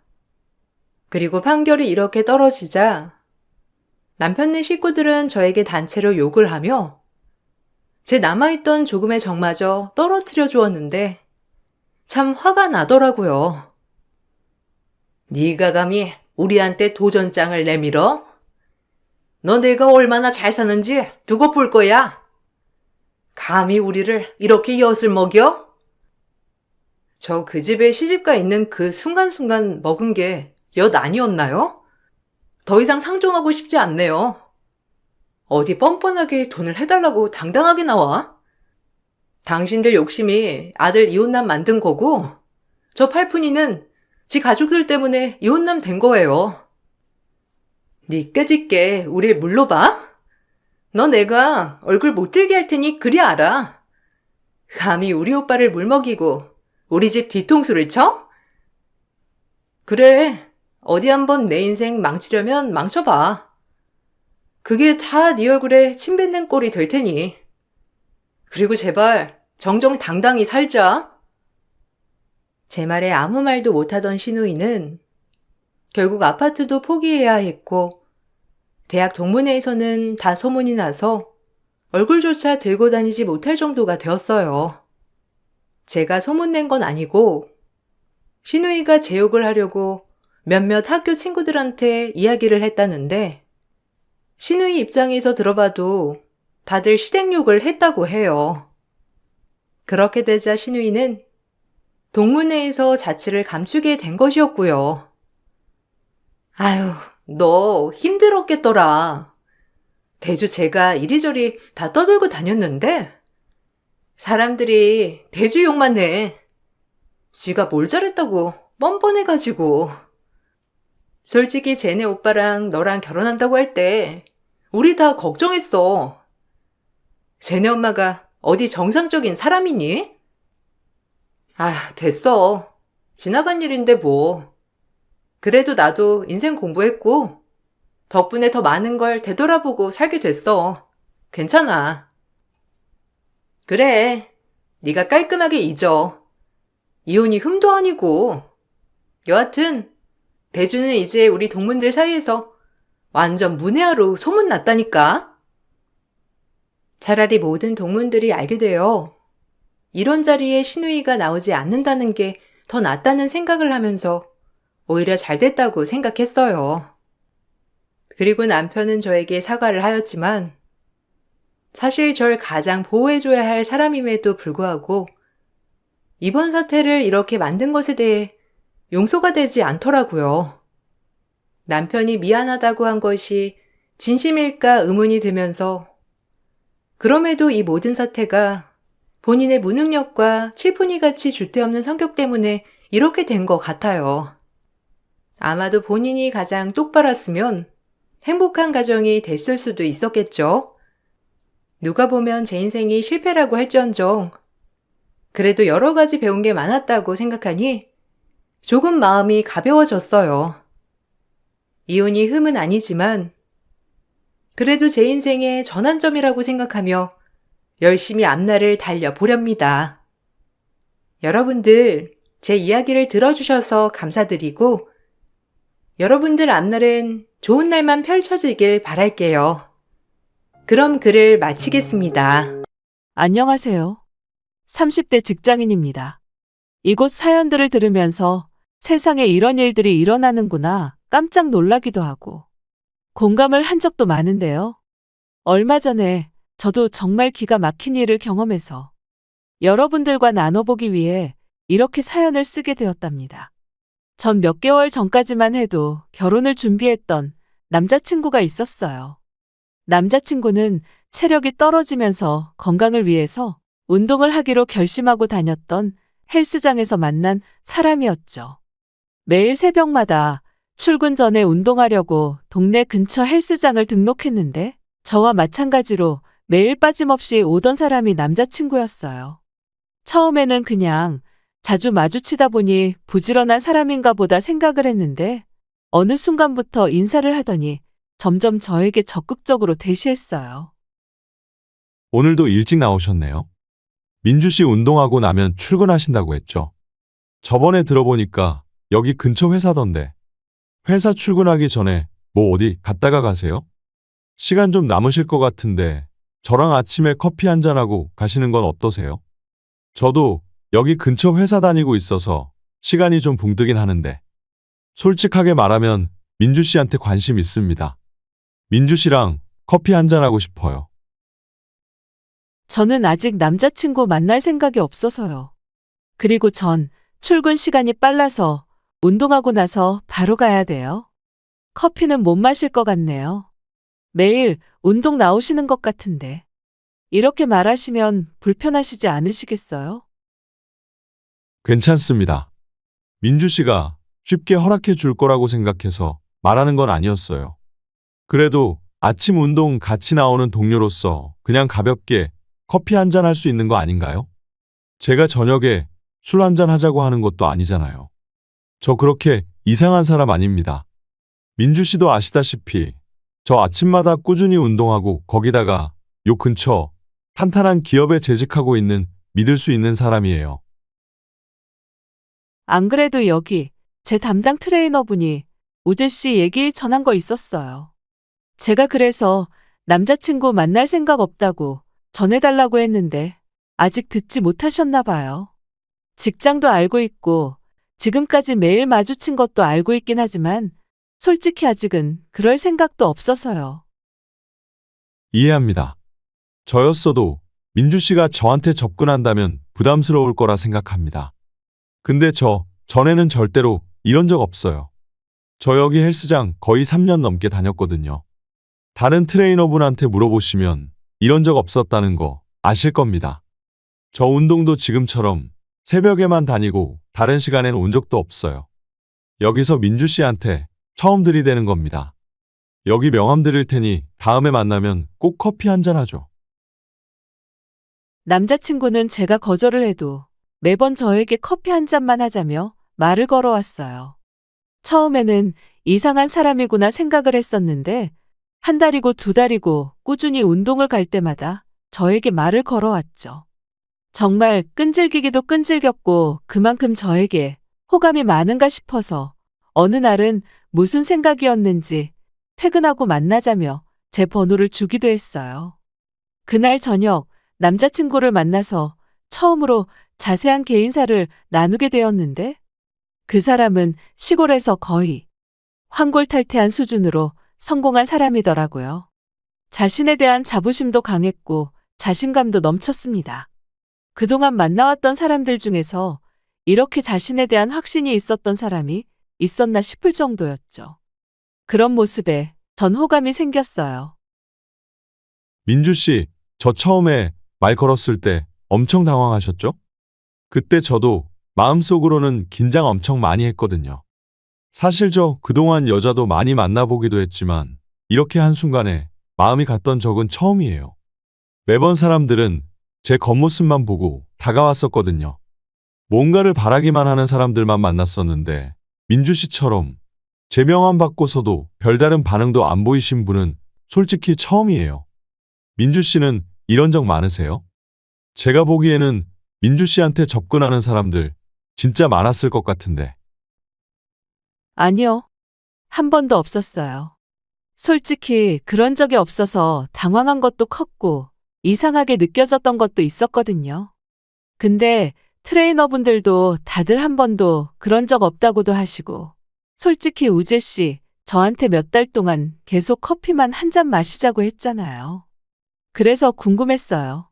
어떤 사람인지 저도 명함 보고 능력도 있는 사람이 왜 나한테 그럴까 싶기도 했거든요. 좋은 직장 다니고 있긴 하죠. 제 본가가 엄청 시골에 있거든요. 부모님도 저만 바라보고 사시고. 그래서 결혼은커녕 연애도 솔직히 고민을 많이 했었는데 만나는 여자들은 제 직업만 보고 접근을 하더라고요. 제가 얼마나 노력하고 열심히 사는지는 보지도 않고요. 그런 거 보면서 회의감도 느꼈던 것 같아요. 그냥 제 자체만으로 좋다고 해주는 사람은 없을까 싶었는데 제 생각에는 민주 씨가 그럴 것 같았어요. 결혼에 대해서도 저는 빨리 하고 싶었지만 다들 그냥 조건만 보고 결정하는 것 같아요. 아니요. 저도 이것저것 따지고 재고 만나요. 우재 씨는 결혼 빨리 하고 싶었다고 하셨는데 지금까지 만나보신 분들 중에서는 결혼하고 싶다고 생각하신 분은 안 계셨던 거예요. 아무리 그래도 우재 씨 직업이나 지금 하고 다니시는 것만 봐도 부족한 것은 없다고 느껴지긴 하거든요. 근데 굳이 왜 저한테 이렇게까지 하시나 싶어요. 물론 결혼하고 싶은 사람은 있었었죠. 솔직히 말하면 없다고 하면 거짓말이고. 그렇지만 막상 결혼을 생각하면 그 사람은 제 자체가 좋아서 받아들인다기보다는 뭔가 조건이 항상 있었어요. 그런 게 맞지 않았죠. 솔직히 저를 정말로 사랑하면 조건을 달 수 있었겠어요? 전 그런 것들이 싫었어요. 물론 그런 거 없이 절 좋아해 준다면 전 그 사람이 원하는 방향으로 무조건 노력은 하겠지만요. 남자친구의 자신감과 진실함이 저에게는 좋게 다가왔던 것 같아요. 그렇게 저희는 연애를 시작하게 되었습니다. 남자친구는 바쁜 직장 생활을 하면서도 매일 새벽마다 운동을 나왔고 술은 한 잔도 마시지 않는 사람이었어요. 항상 올바르고 고든 사람이었기 때문에 저는 더 믿을 수 있다 생각을 했죠. 연애를 하면서 한 가지 걸렸던 건 바로 데이트 통장이었어요.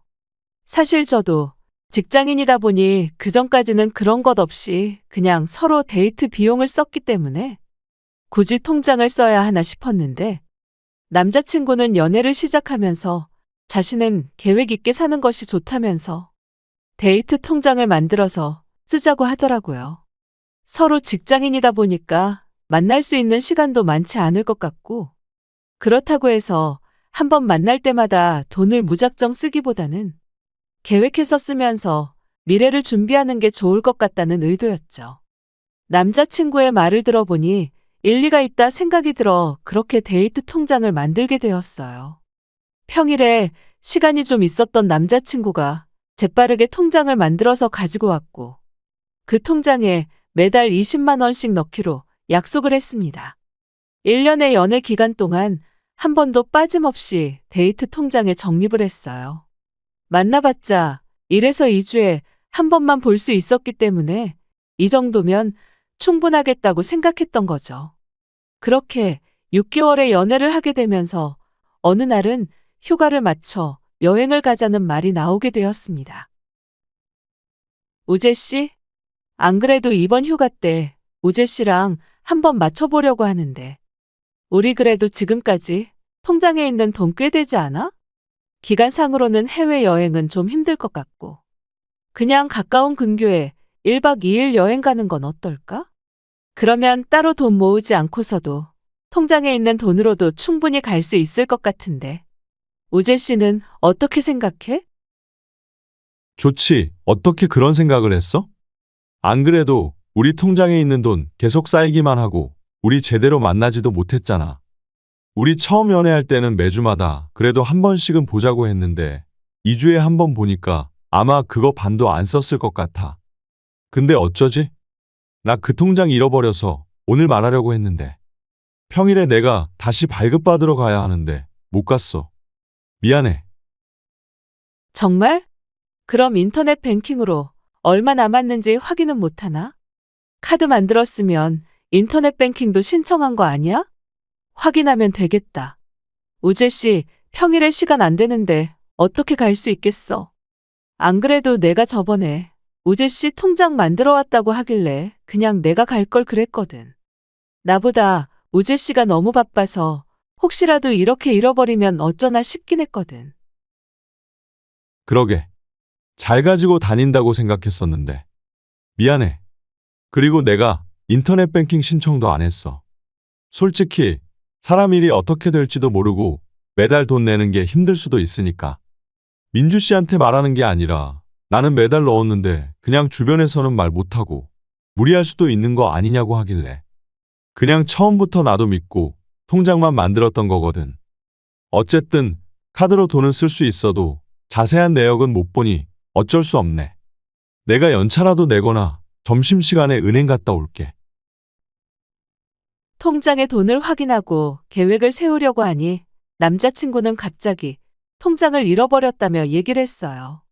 동시에 인터넷 뱅킹도 신청하지 않아서 잔액을 바로 확인할 수 없었죠. 미안해하는 남자친구를 보면서 그 앞에서 뭐라고 할 수도 없었고, 고의가 아니었으니 그냥 넘어갈 수밖에 없었습니다. 저도 남자친구도 다 일을 하고 있었기 때문에 솔직히 일주일에 한 번 보기도 힘들었어요. 그러다 보니 매달 20만 원씩 저축을 해도 반의 반도 쓰지 못했던 날들이 많았습니다. 카드로 조회를 해볼 수 있다 말하려고 했지만 그땐 당장 급한 것도 아니고 쓴 돈에 비해서 넣어둔 돈이 많을 테니 굳이 확인하려고 하지 않았어요. 다음에 다시 만들어 온다고 하는 남자친구를 믿고 있었죠. 그렇게 저희는 이러저러한 이유로 한 달 동안 만남을 갖지 못했고 결국 한 달 만에 남자친구를 만나게 되었습니다. 처음 만나자마자 남자친구가 했던 말은 통장을 만들지 못했다는 거였어요. 그래도 이번에는 다시 재발급을 받고 왔겠거니 생각을 했었는데 바빠서 그러지 못했다는 말을 하는 남자친구를 보면서 오늘은 카드로라도 확인을 해보자 생각을 했었죠. 그런데 남자친구와 저녁을 먹고 결제를 하려고 보니까 갑자기 카드 결제가 안 된다고 하더라고요. 여러 번 결제를 해도 되지 않아 물어보니 잔액이 부족하다고 뜬다 하더라고요. 우재 씨, 좀 이상하지 않아? 우리 아무리 많이 써봤자 하루에 10만 원도 넘어본 적이 없는데 어떻게 결제가 안 되는 건지 모르겠네. 저기서 금액을 잘못 입력해서 결제한 거 아니야? 나 매달 20만 원씩 분명 입금했는데 그것만 해도 얼만데 우재 씨까지 넣으면 아직 잔액은 충분히 남았을 텐데 이상하다, 그렇지? 그러게. 잘못 결제한 건가? 카드가 고장 났을 수도 있지 뭐. 안 그래도 그 카드 읽히는 부분이 좀 벗겨지기도 했잖아. 그래서 결제가 잘 되지 않는 거일 수도 있으니까 너무 신경 쓰지 마. 혹시 내가 통장 다시 재발급 안 해서 그러는 거야? 내가 진짜 하려고 했는데 이번 달에 정말 바빠서 밥 먹을 시간도 없었던 거 있지? 민주 씨한테도 내가 여러 번 얘기했잖아. 틈나서 겨우겨우 연락하는 거라고. 그런데 은행 갈 시간이 어디 있었겠어. 그래도 좀 여유로워지고 있으니까 다음에는 꼭 재발급해서 올게. 아니, 그래서 그런 건 아닌데. 그냥 내가 생각하기에는 쓰는 돈은 별로 없는데 잔액이 부족하다고 하니까 이상하다고 하는 거지 뭐. 그래도 우리가 만나는 날이 많은 것도 아니잖아. 밥만 먹고 헤어진 적도 많은데. 그 돈 다 모아도 다 쓰지도 못했을 텐데. 그냥 그래서 뭔가 잘못된 거 아닌가 싶어서 말하는 거야. 우리 민주 씨, 이런 거 되게 꼼꼼하구나. 내가 이래서 민주 씨 좋아한다니까.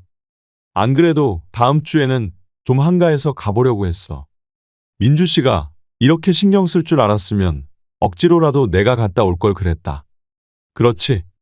돈은 잘 넣어뒀는데 왜 부족하다고 했지. 이상하다. 뭐 나중에 확인해 보면 왜 그런지 알겠지 뭐. 잔액 부족으로 카드를 쓰지도 못하고 부랴부랴 제가 결제를 하고 나오는데 찜찜한 느낌이 들더라고요. 남자친구에게 이상하다며 여러 번 얘기를 해도 남자친구는 대수롭지 않게 생각하는 듯 했어요. 다음에 꼭 재발급을 해서 오겠다고 하니 알겠다 하고 헤어지게 되었는데 집에 돌아와 그동안 썼던 내역을 다시 확인을 해봐도 모자랄 일이 없다는 생각만 들었죠. 그렇게 찝찝한 채로 며칠이 더 흐르고 난 후 확인을 할 수 있는 기회가 생겼습니다. 바로 남자친구가 가족 행사가 있어서 평일에 이틀 동안 연차를 쓴다는 것이었죠. 그날 하루는 어떻게든 시간이 날 수도 있겠다는 생각이 들어서 전 그 전날부터 꼭 은행을 가보라고 말을 했어요. 남자친구도 알겠다는 말을 했는데 첫날은 너무 바빴다며 은행 갈 시간도 없었다고 하더라고요. 다음날 그래도 미안한 마음으로 행사 안 가고 제 집에 일찍 와서 기다리고 있겠다는 말을 해서 저는 급하게 연차를 쓰고 그날 쉬게 되었습니다. 아침 일찍 저희 집에 온 남자친구는 출근하지 않은 저를 보고 화들짝 놀라더라고요. 전 그대로 남자친구를 데리고 은행으로 향했죠. 통장 재발급을 받고 나서 내역을 모두 확인을 해보니 그 몇 달 동안 남자친구는 한 번도 통장에 돈을 넣지 않았고 저만 돈을 넣고 있는 상황이었어요.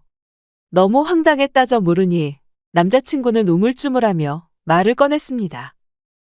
사실은 솔직히 창피해서 민주 씨한테 얘기를 못했어. 내가 처음 사귈 때 내 상황 얘기했던 거 기억나? 우리 집 솔직히 넉넉한 편도 아니고 엄마고 아빠고 이제는 거의 은퇴하실 때라서 노후 자금에 다 돈 쏟아부으고 계시거든. 내가 나중에 결혼하면 민폐 안 끼치신다고. 그렇게 돈 다 저축하고 계시는데 이번에 아빠가 투자한다고 여기저기 돈 끌어다 쓰시면서 사기당하셨더라고. 그거 해결 안 하면 큰일 난다고 하길래 내가 몇 달 동안 번 돈 다 집으로 보내드렸어. 미안해. 민주 씨한테 말하려고 했는데 내가 처음에 했던 말이 있어서 염치가 없어서 말도 못 꺼냈어. 정말 미안해. 아니, 아무리 그래도 나한테 말은 했어야 하는 거 아니야? 저번부터 통장 다시 발급해 보라고 했었잖아. 그때는 아무 말도 안 하다가 왜 이제 와서 이렇게 말하는 거야? 사정이 있었으면 나한테 미리 말을 해야지. 이렇게 말도 안 하고서는 이제 와서 미안하다고 하면 내가 우재 씨한테 뭐라고 얘기를 할 수 있겠어? 그래서 일은 해결한 거야? 다행히 일은 다 해결하긴 했는데 솔직히 이번에 해결만 하면 그동안 밀렸던 거 다 내야지 생각을 하고 있었거든. 나도 저번에 잔액 부족이라고 뜬다 하길래 엄청 당황했어. 내가 넣었으면 그런 일도 없었을 건데 너무 죄책감 들기도 하고. 민주 씨한테 미안한 마음뿐이야. 이번 한 번만 용서해줘. 다음 월급 받으면 나 밀렸던 거 다 낼게. 아니, 다 내고 안 내고 문제가 아닌 것 같아. 아무리 그래도 사실대로 말을 했으면 좋았잖아. 어쨌든 해결했다고 하니 다행이긴 하지만 너무 당황스러운 얘기라서 우재 씨한테 뭐라고 말을 해야 할지도 모르겠어. 내가 이렇게 다시 재발급 받아라 하지 않았으면 우재 씨 나한테 솔직하게 얘기를 했겠어. 그냥 나중에 돈 넣어놓고 모르는 척 지나갈 수도 있었던 거잖아. 아니야, 내가 진짜 돈 다시 넣고 얘기하려고 했어. 숨기려고 했던 게 아니라 솔직하게 말하면 민주 씨 성격에 걱정 많이 할 것 같아서. 내가 민주 씨 성격을 알잖아. 착하고 남 배려도 잘해주는 거. 우리 집에 일 있다고 하면 민주 씨 더 걱정하고 신경 쓰여 할까봐 내가 말을 하지 못했던 거지. 내가 끝까지 말 안 하려고 했던 건 아니야. 미안해. 나도 너무 답답하고 힘들었어. 그래도 민주 씨 만날 때마다 그게 생각도 안 날 정도로 너무 좋아서 더 얘기를 못했나 봐. 남자친구는 결국 통장을 재발급받아 내역을 확인하고 나서야 사실을 저에게 털어놓았습니다. 남자친구가 말한 사실도 놀라웠지만 그걸 저에게 말하지도 않았다는 게 전 더 충격이었어요. 그렇지만 제 앞에서 미안하다며 계속해 사과하는 남자친구에게 화를 낼 수도 없었습니다. 그 뒤로 월급을 받고 나서 바로 돈을 넣겠다고 했는데 이상하게 그 뒤에 남자친구는 정말 가성비 좋다는 음식점만 가곤 했어요. 둘이서 먹어도 2만 원도 되지 않은 곳만 갔고 밥만 먹고 헤어지는 경우도 많았죠. 그냥 아직 문제가 해결이 다 된 건 아닐 수도 있겠다 믿었어요.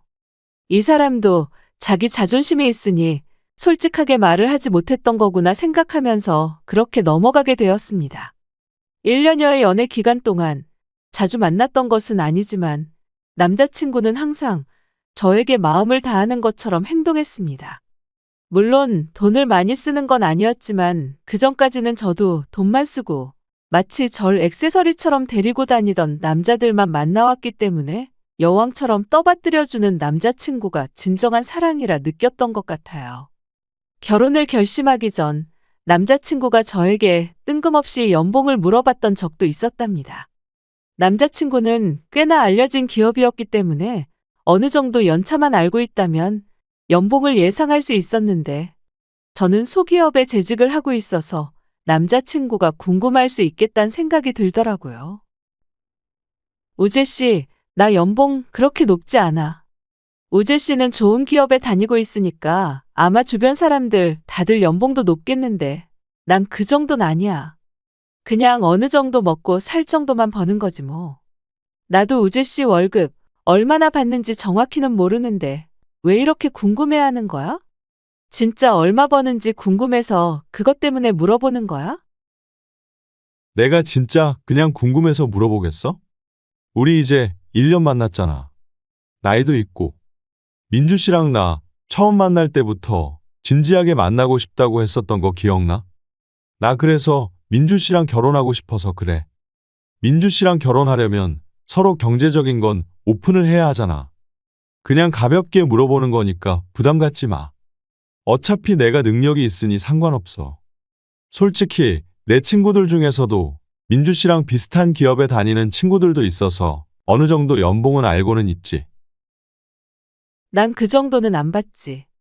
일찍 일 시작한 것도 아니고 그만한 능력이 있는 것도 아니라서. 우재 씨 직장이야. 연차 오를수록 조금이라도 오르겠지만 우리 회사는 그런 게 아니거든. 능력도 출중해야 더 연봉 많이 받는 시스템이라서 아마 들으면 깜짝 놀랄 텐데. 그래서 얼만데? 그래도 민주 씨 혼자 집 구해서 살고 있는데도 돈도 저축한다고 하고 그러는 거 보면 부족하지는 않은 것 같은데. 이런 건 결혼하려고 하면 솔직하게 말해줘야 하는 거 알지? 민주 씨는 내 월급 어느 정도는 알고 있지만 난 그런 게 아니라서. 그래도 친구들 연봉 그렇게 작지 않던데. 남자친구는 연봉에 대해서 항상 궁금해했어요. 연애를 할 때는 연봉에 대해서 자세하게 물어보지도 않았고 궁금해하지 않았는데 결혼을 생각하니 갑자기 궁금해졌다며 어느 순간부터 계속 물어보곤 했습니다. 제 직장은 기술직이라 개인 능력이 가장 중요했거든요. 전 연차도 얼마 되지 않아서 낮을 뿐더러 기술도 탄탄한 것은 아니다 보니 연봉이 높지는 않았는데 솔직하게 얘기를 해주니까 남자친구는 정말 좋아했어요. 아마 생각했던 것보다는 많이 받아서 그런 것 같았어요. 결혼 얘기를 꺼내면서 양가 집안 얘기도 나누게 되었는데 제가 살고 있던 집이 저희 집에서 해준 거라는 걸 알고서는 더욱 기뻐했고 제가 외동딸이라는 걸 듣고서는 당장 결혼하자며 재촉했죠. 그때는 정말 내가 좋은가 보다 생각을 했었는데 지금 생각해보니 사랑만으로 그런 말을 했던 건 아니었던 것 같아요. 결혼을 하자고 말을 꺼낸 이후 자꾸만 부모님께 인사를 가자며 말을 하더라고요. 적극적인 남자친구 얘기에 당혹스럽기도 했지만 이렇게 결혼을 하는 거구나 싶은 생각도 들었어요. 그래도 바쁜 일이 좀 마무리가 돼서 한가해질 때 결혼을 해야 될 것 같다 생각을 했어요. 여차저차 양가 부모님께 인사를 드리러 갔고 반대 없이 결혼 준비를 하게 되었어요.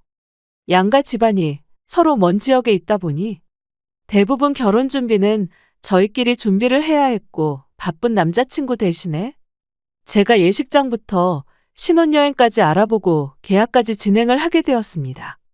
어느 날 남자친구와 오랜만에 데이트를 하는 날. 그날따라 분위기 좋고 비싸다고 소문난 카페로 오라며 연락이 왔더라고요. 전 그 말을 듣고 프로포즈를 하려는 거 아닌가 싶은 마음에 기분이 정말 들떴습니다. 그동안 가성비 좋은 곳만 찾아다녔지. 비싼 곳은 쳐다도 보지 않았던 남자친구였기 때문에 두근두근 설레는 마음으로 찾아가게 되었죠. 그런데 막상 가보니 예비 시모가 떡하니 앉아 계시더라고요. 당황한 얼굴로 얼른 인사를 드리니 예비 시모는 차가운 눈빛으로 말을 꺼냈습니다. 그래, 저번에 우리 집에 인사 오고 나서 하도 안 오길래 내가 오늘 여기까지 왔다. 결혼 준비는 잘 돼가고 있니? 그래도 내가 시어머니로서 어쨌든 결혼하기 전에 확인할 건 해야 하니까. 다음에 상견례 할 때는 잘 갖추고 올 거라 생각한다. 오늘은 우재가 말한 것도 아니고 하니 이해하마. 사실 난 내가 그렇게 성에 차는 건 아니야. 그전에는 연예인급 여자애들만 만났는데 딱 보니 그런 것도 아닌 것 같고 하고 다니는 것도 뭐 돈 많은 집안도 아닌 것 같고 뭐 그래도 결혼한다고 하면 우리보다는 좀 낮아야 우리도 어렵지 않으니까 그건 상관없으니 됐다. 결혼할 여자야 야무지고 살림이나 잘하면 되는 거니까. 그래도 맞벌이는 할 거지? 넌 월급을 얼마나 받니? 엄마, 그래도 민주 씨 능력 좋아. 월급 나보다 많이 받던데. 민주 씨, 우리 엄마 예쁘지? 내가 엄마 고생 많이 했다고 했잖아. 그런데도 이렇게 동안이셔. 난 우리 엄마처럼 자기 관리 잘하고 똑소리 나고 살림도 야무지게 잘하는 사람 만나고 싶었거든. 딱 민주 씨잖아. 엄마, 민주 씨 혼자서 자취하는데 거기 집도 민주 씨 집에서 해준 거야. 그러니 뭐 집안 좋은 거야. 플러스긴 하지만. 그래. 지금 살고 있는 집은 평수가 몇 평이나 되니? 그 집 말고는 다른 부동산은 없으시니? 외동딸이니? 재산은 다 물려받을 수 있을 것 같고. 돈은 얼마나 모았어? 여자면 20대 중반부터 일했을 텐데 그래도 억소리 나게 어느 정도 모은 거 아니니? 결혼하려면 혼수고 예단이고 다 해와야 되는 거 알지? 우리 친척들도 많거든. 우리 잘난 아들 데리고 가려면 제대로 해야지. 안 그래도 너한테 물어볼 것도 많았는데 잘 됐다. 오늘 이참에 하나부터 10까지 다 확인해 보자. 아, 죄송합니다. 제가 오늘 어머님께서 같이 오실 거라곤 듣지 못해서. 일단 제가 늦게 근무를 시작했어요. 지금 다니고 있는 회사가 첫 회사이긴 하지만 공부를 좀 오래 하기도 했고 기술 배워야 하는 거라 이곳저곳 실습도 많이 다녀서요. 지금 일 시작한 지는 몇 년 되지 않아서 억 단위까지는 제가 돈을 모으지는 못했습니다. 우재 씨한테도 어느 정도 얘기는 했는데 많이 모았을 거라 생각을 했던 것 같네요. 월급 받는 통장이 있긴 한데 거기는 말 그대로 월급만 받는 통장이라서요. 아니, 내가 나이가 몇인데 1억도 못 모았어. 아무리 늦게 일을 했다고 해도 부지런히 모으면 1억 금방인데 아직까지 못 모았다는 거야. 아휴, 우재야, 넌 어떻게 골라도 이런 애를? 차라리 연예인 같이 이쁘고 그런 애 데리고 오면 몰라. 볼 것도 없는 애를 너는 왜 데리고 왔니? 이렇게 능력 없는 애 데리고 오면 너만 다 책임지고 고생하며 사는 거야. 아휴, 모질지 못해가지고. 나 이 결혼 찬성 못하니까 그렇게 알아라. 진짜 돈 많이 못 모았어? 연봉이 그렇게 높은데 돈을 못 모은 게 맞는 거야? 지금 사는 집도 집에서 해준 집이라서 월세 나갈 일도 없잖아. 그런데 무슨 돈을 못 모아? 아무리 일을 늦게 시작했다고 해도. 민주 씨, 지금껏 나한테 있는 척한 거였어? 잘 사는 집안인 줄 알았는데 그것도 사실 아닌 거야, 뭐야? 설마 연봉도 나한테 거짓말했던 거야? 우재야, 저런 여자애들 한두 번 만나보니?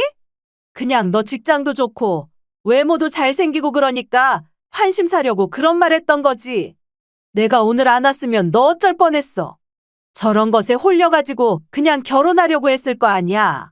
내가 이래서 너 연애하면 엄마한테 먼저 말하라고 하니까 왜 이번에는 말도 안 했어? 아니, 내가 제일 잘 사는 집인 거 다 알아보고 만난 거라니까? 만나면서 돈 때문에 문제 있었던 적도 없었어. 너 진짜 나한테 뭐 속이고 있는 거야? 아니, 수상하긴 했어. 아무리 잘 사는 집안이라고 해도 명품 하나는 들고 다닐 텐데 그런 거 하나조차 없어서 얘는 관심이 없는가 싶었는데 진짜 엄마 말처럼 별거 없는 거야? 참나. 엄마, 나 그냥 파혼할게. 엄마 손만 아파. 제 월급 통장을 보시고서는 통장을 제 얼굴에 던지시면서 막말을 퍼붓는 예비시모를 보며 전 너무나 황당하고 화가 났지만 더 황당한 건 그 옆에서 말리기는커녕 파혼하겠다며 오히려 예비시모를 두둔하고 있는 남자친구였어요. 아무런 말도 꺼내지 않고 예비시모를 부른 것도 어이가 없는데 억소리에 그것도 못 모아둔 거냐면서 뻔뻔히 저를 보며 물어보는 남자친구가 더 어이없었죠. 모자의 태도를 보니 그동안 저를 둘러싸고 있던 콩깍지가 한순간에 뺏겨졌습니다. 계속해서 돈도 없고 능력도 없는 애랑 결혼할 거냐며 비아냥대는 시모 옆에서 달래주며 자신도 그런 줄 몰랐다며 헤어지겠다 하는 남자친구를 보고서는 이대로 나가서는 안 되겠다는 생각이 들더라고요. 전 안 그래도 은행 가서 정리하려고 했던 가방에 놓아둔 통장 수십 개를 시모 얼굴 앞으로 쏟아부었습니다. 역시나 시모는 만만치 않은 사람이더라고요. 눈앞에 쏟아부으면 화부터 낼 줄 알았는데 오히려 쏟아지는 통장을 부여잡고 펼쳐보며 금액을 확인하셨죠. 그 모습이 얼마나 어처구니가 없던지 한동안 눈을 감을 때마다 생생하게 보이더라고요. 통장은 모두 다 억대로 저축된 것이었습니다. 잔액을 보고 나선 시모의 눈빛은 한순간에 바뀌었어요. 어머, 이게 뭐야? 이거 다 네가 모은 거니? 아이고, 이렇게 많이 모았으면서 왜 친작 말 한마디를 안 했어? 어쩐지 우리 아들이 아무나 만날 일은 없지? 우리 아들이 또 보는 눈이 있어가지고 알아서 좋은 신부감을 잘 뽑는다니까? 이 정도 모았으면 합격이다. 네가 우리 아들이랑 결혼하면 네 인생은 땡 잡은 거다. 아주머니, 제가 왜 당신 아들이랑 결혼을 해야 하죠? 당신 아들? 여기 반에 반도 갑 안 하는 거 모르세요? 생각해보니까 제가 이 결혼은 너무 손해보는 것 같아서요. 제가 멍청이도 아니고 한 푼도 없는 당신 아들이랑 왜 결혼하겠어요? 아니, 민주 씨 이게 지금 무슨 말버릇이야? 엄마 오늘 어렵게 여기까지 온 거야. 갑자기 왜 그래? 나랑 결혼 안 할 거야? 엄마가 어렵게 허락했는데 지금 뭐 하는 짓이야? 당장 사과드려.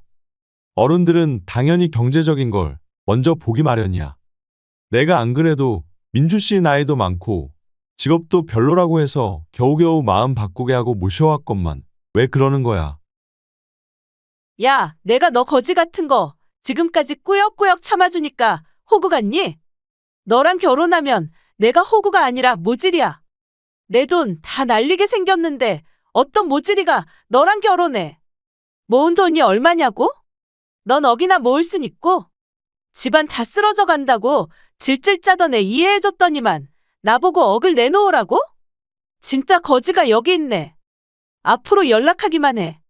네 만행 다 까발려줄 테니까. 제 통장을 보고 바로 태도를 바꾸는 시모를 보며 이건 암흑길이구나 느껴졌어요. 남자친구에게 바로 헤어지자고 했고 결혼 준비를 하면서 썼던 비용에 대해서 청구를 했어요. 당연히 남자친구는 결혼할 건데 그걸 왜 갚아야 하냐며 따졌고 전 민사소송으로 위자료 청구를 진행했습니다. 예비시모며 계속해서 연락이 오더라고요. 두 모자가 서로 얼굴을 밀치며 탓을 돌린다고 하던데 연락을 차단했더니 남자친구는 안 마시던 술까지 마시고 와서 집 앞에서 행패를 부려 전 경찰에 신고를 하게 되었고 겸사겸사 접근 금지 신청도 했죠. 그 와중에 남자친구는 클럽도 다니고 술집에서 헌팅도 하고 심지어는 소개팅도 받았더라고요. 제 지인들이 모두 목격하고서는 저에게 알려주면서 모든 사실을 알게 되었죠. 심지어 남자친구의 과거를 알고 있었던 분이 저에게 저처럼 잘 사는 집 여자 어떻게든 꼬셔서 결혼하려다가 실패한 이력이 몇 번 된다면서 말을 해주셨답니다. 절 사랑해서 그런 게 아니라 제가 하고 다니는 것들을 다 보고선 접근을 했던 것이었어요. 이미 저에게 들이대기 전부터 제 신상을 여기저기 물어보고 다녔다고 해요. 전 콩깍지가 뺏겨지고 나서 그 말이 귀에 들어왔던 거였어요. 전 지인들에게 남자친구와 헤어지게 된 이유를 은연중에 흘리고 다녔고 소문은 퍼지고 퍼져 남자친구 회사에까지 퍼지게 되었어요. 남자친구는 아니라며 해명을 했지만 술도 전혀 하지 않고 스마트한 신사 이미지가 한순간에 무너지게 된 모양이었어요. 여기에 남자친구 집안에서는 잘 사는 집딸이 아들한테 하도 매달려 결혼시키게 되었다면서 이곳저곳 소문내 또 돈을 빌리고 다녔는지 나중에는 고소까지 들어오게 되었고 그걸 해결하느라 남자친구는 빚더미까지 안게 되었다고 해요. 덩달아 제가 위자료 청구를 한 것까지 제가 승소하게 되면서 결혼 준비에 사용했던 금액을 지불해야 했습니다. 그렇게 돈 따지던 집안이 돈 때문에 망하기 직전까지 가게 된 거예요. 지금도 여전히 저에게 모르는 번호로 연락을 해오며 힘들다고 하지만 지금은 제가 이렇게 찌질한 사람과 연애까지 했구나 생각이 든답니다. 그때 콩깍지가 낀 상태로 그대로 시집을 갔더라면 전 호구에서 벗어나지도 못했을 거라 생각한답니다. 어쩌면 예비신모가 제 앞에서 절 그렇게 무시했던 게 다행이구나 싶기도 하네요. 그놈은 아직까지도 식구들 수습하느라 결혼은 꿈도 못 꾸고 있어요. 저는 다행히 절 이해해주고 사랑해주는 사람과 행복하게 연애를 시작했답니다. 연애를 하면서 이게 사랑이라는 걸 또다시 느끼게 되었네요. 제 긴 사연 들어주셔서 감사합니다. 여러분들도 진정한 사랑으로 행복하시길 바랄게요.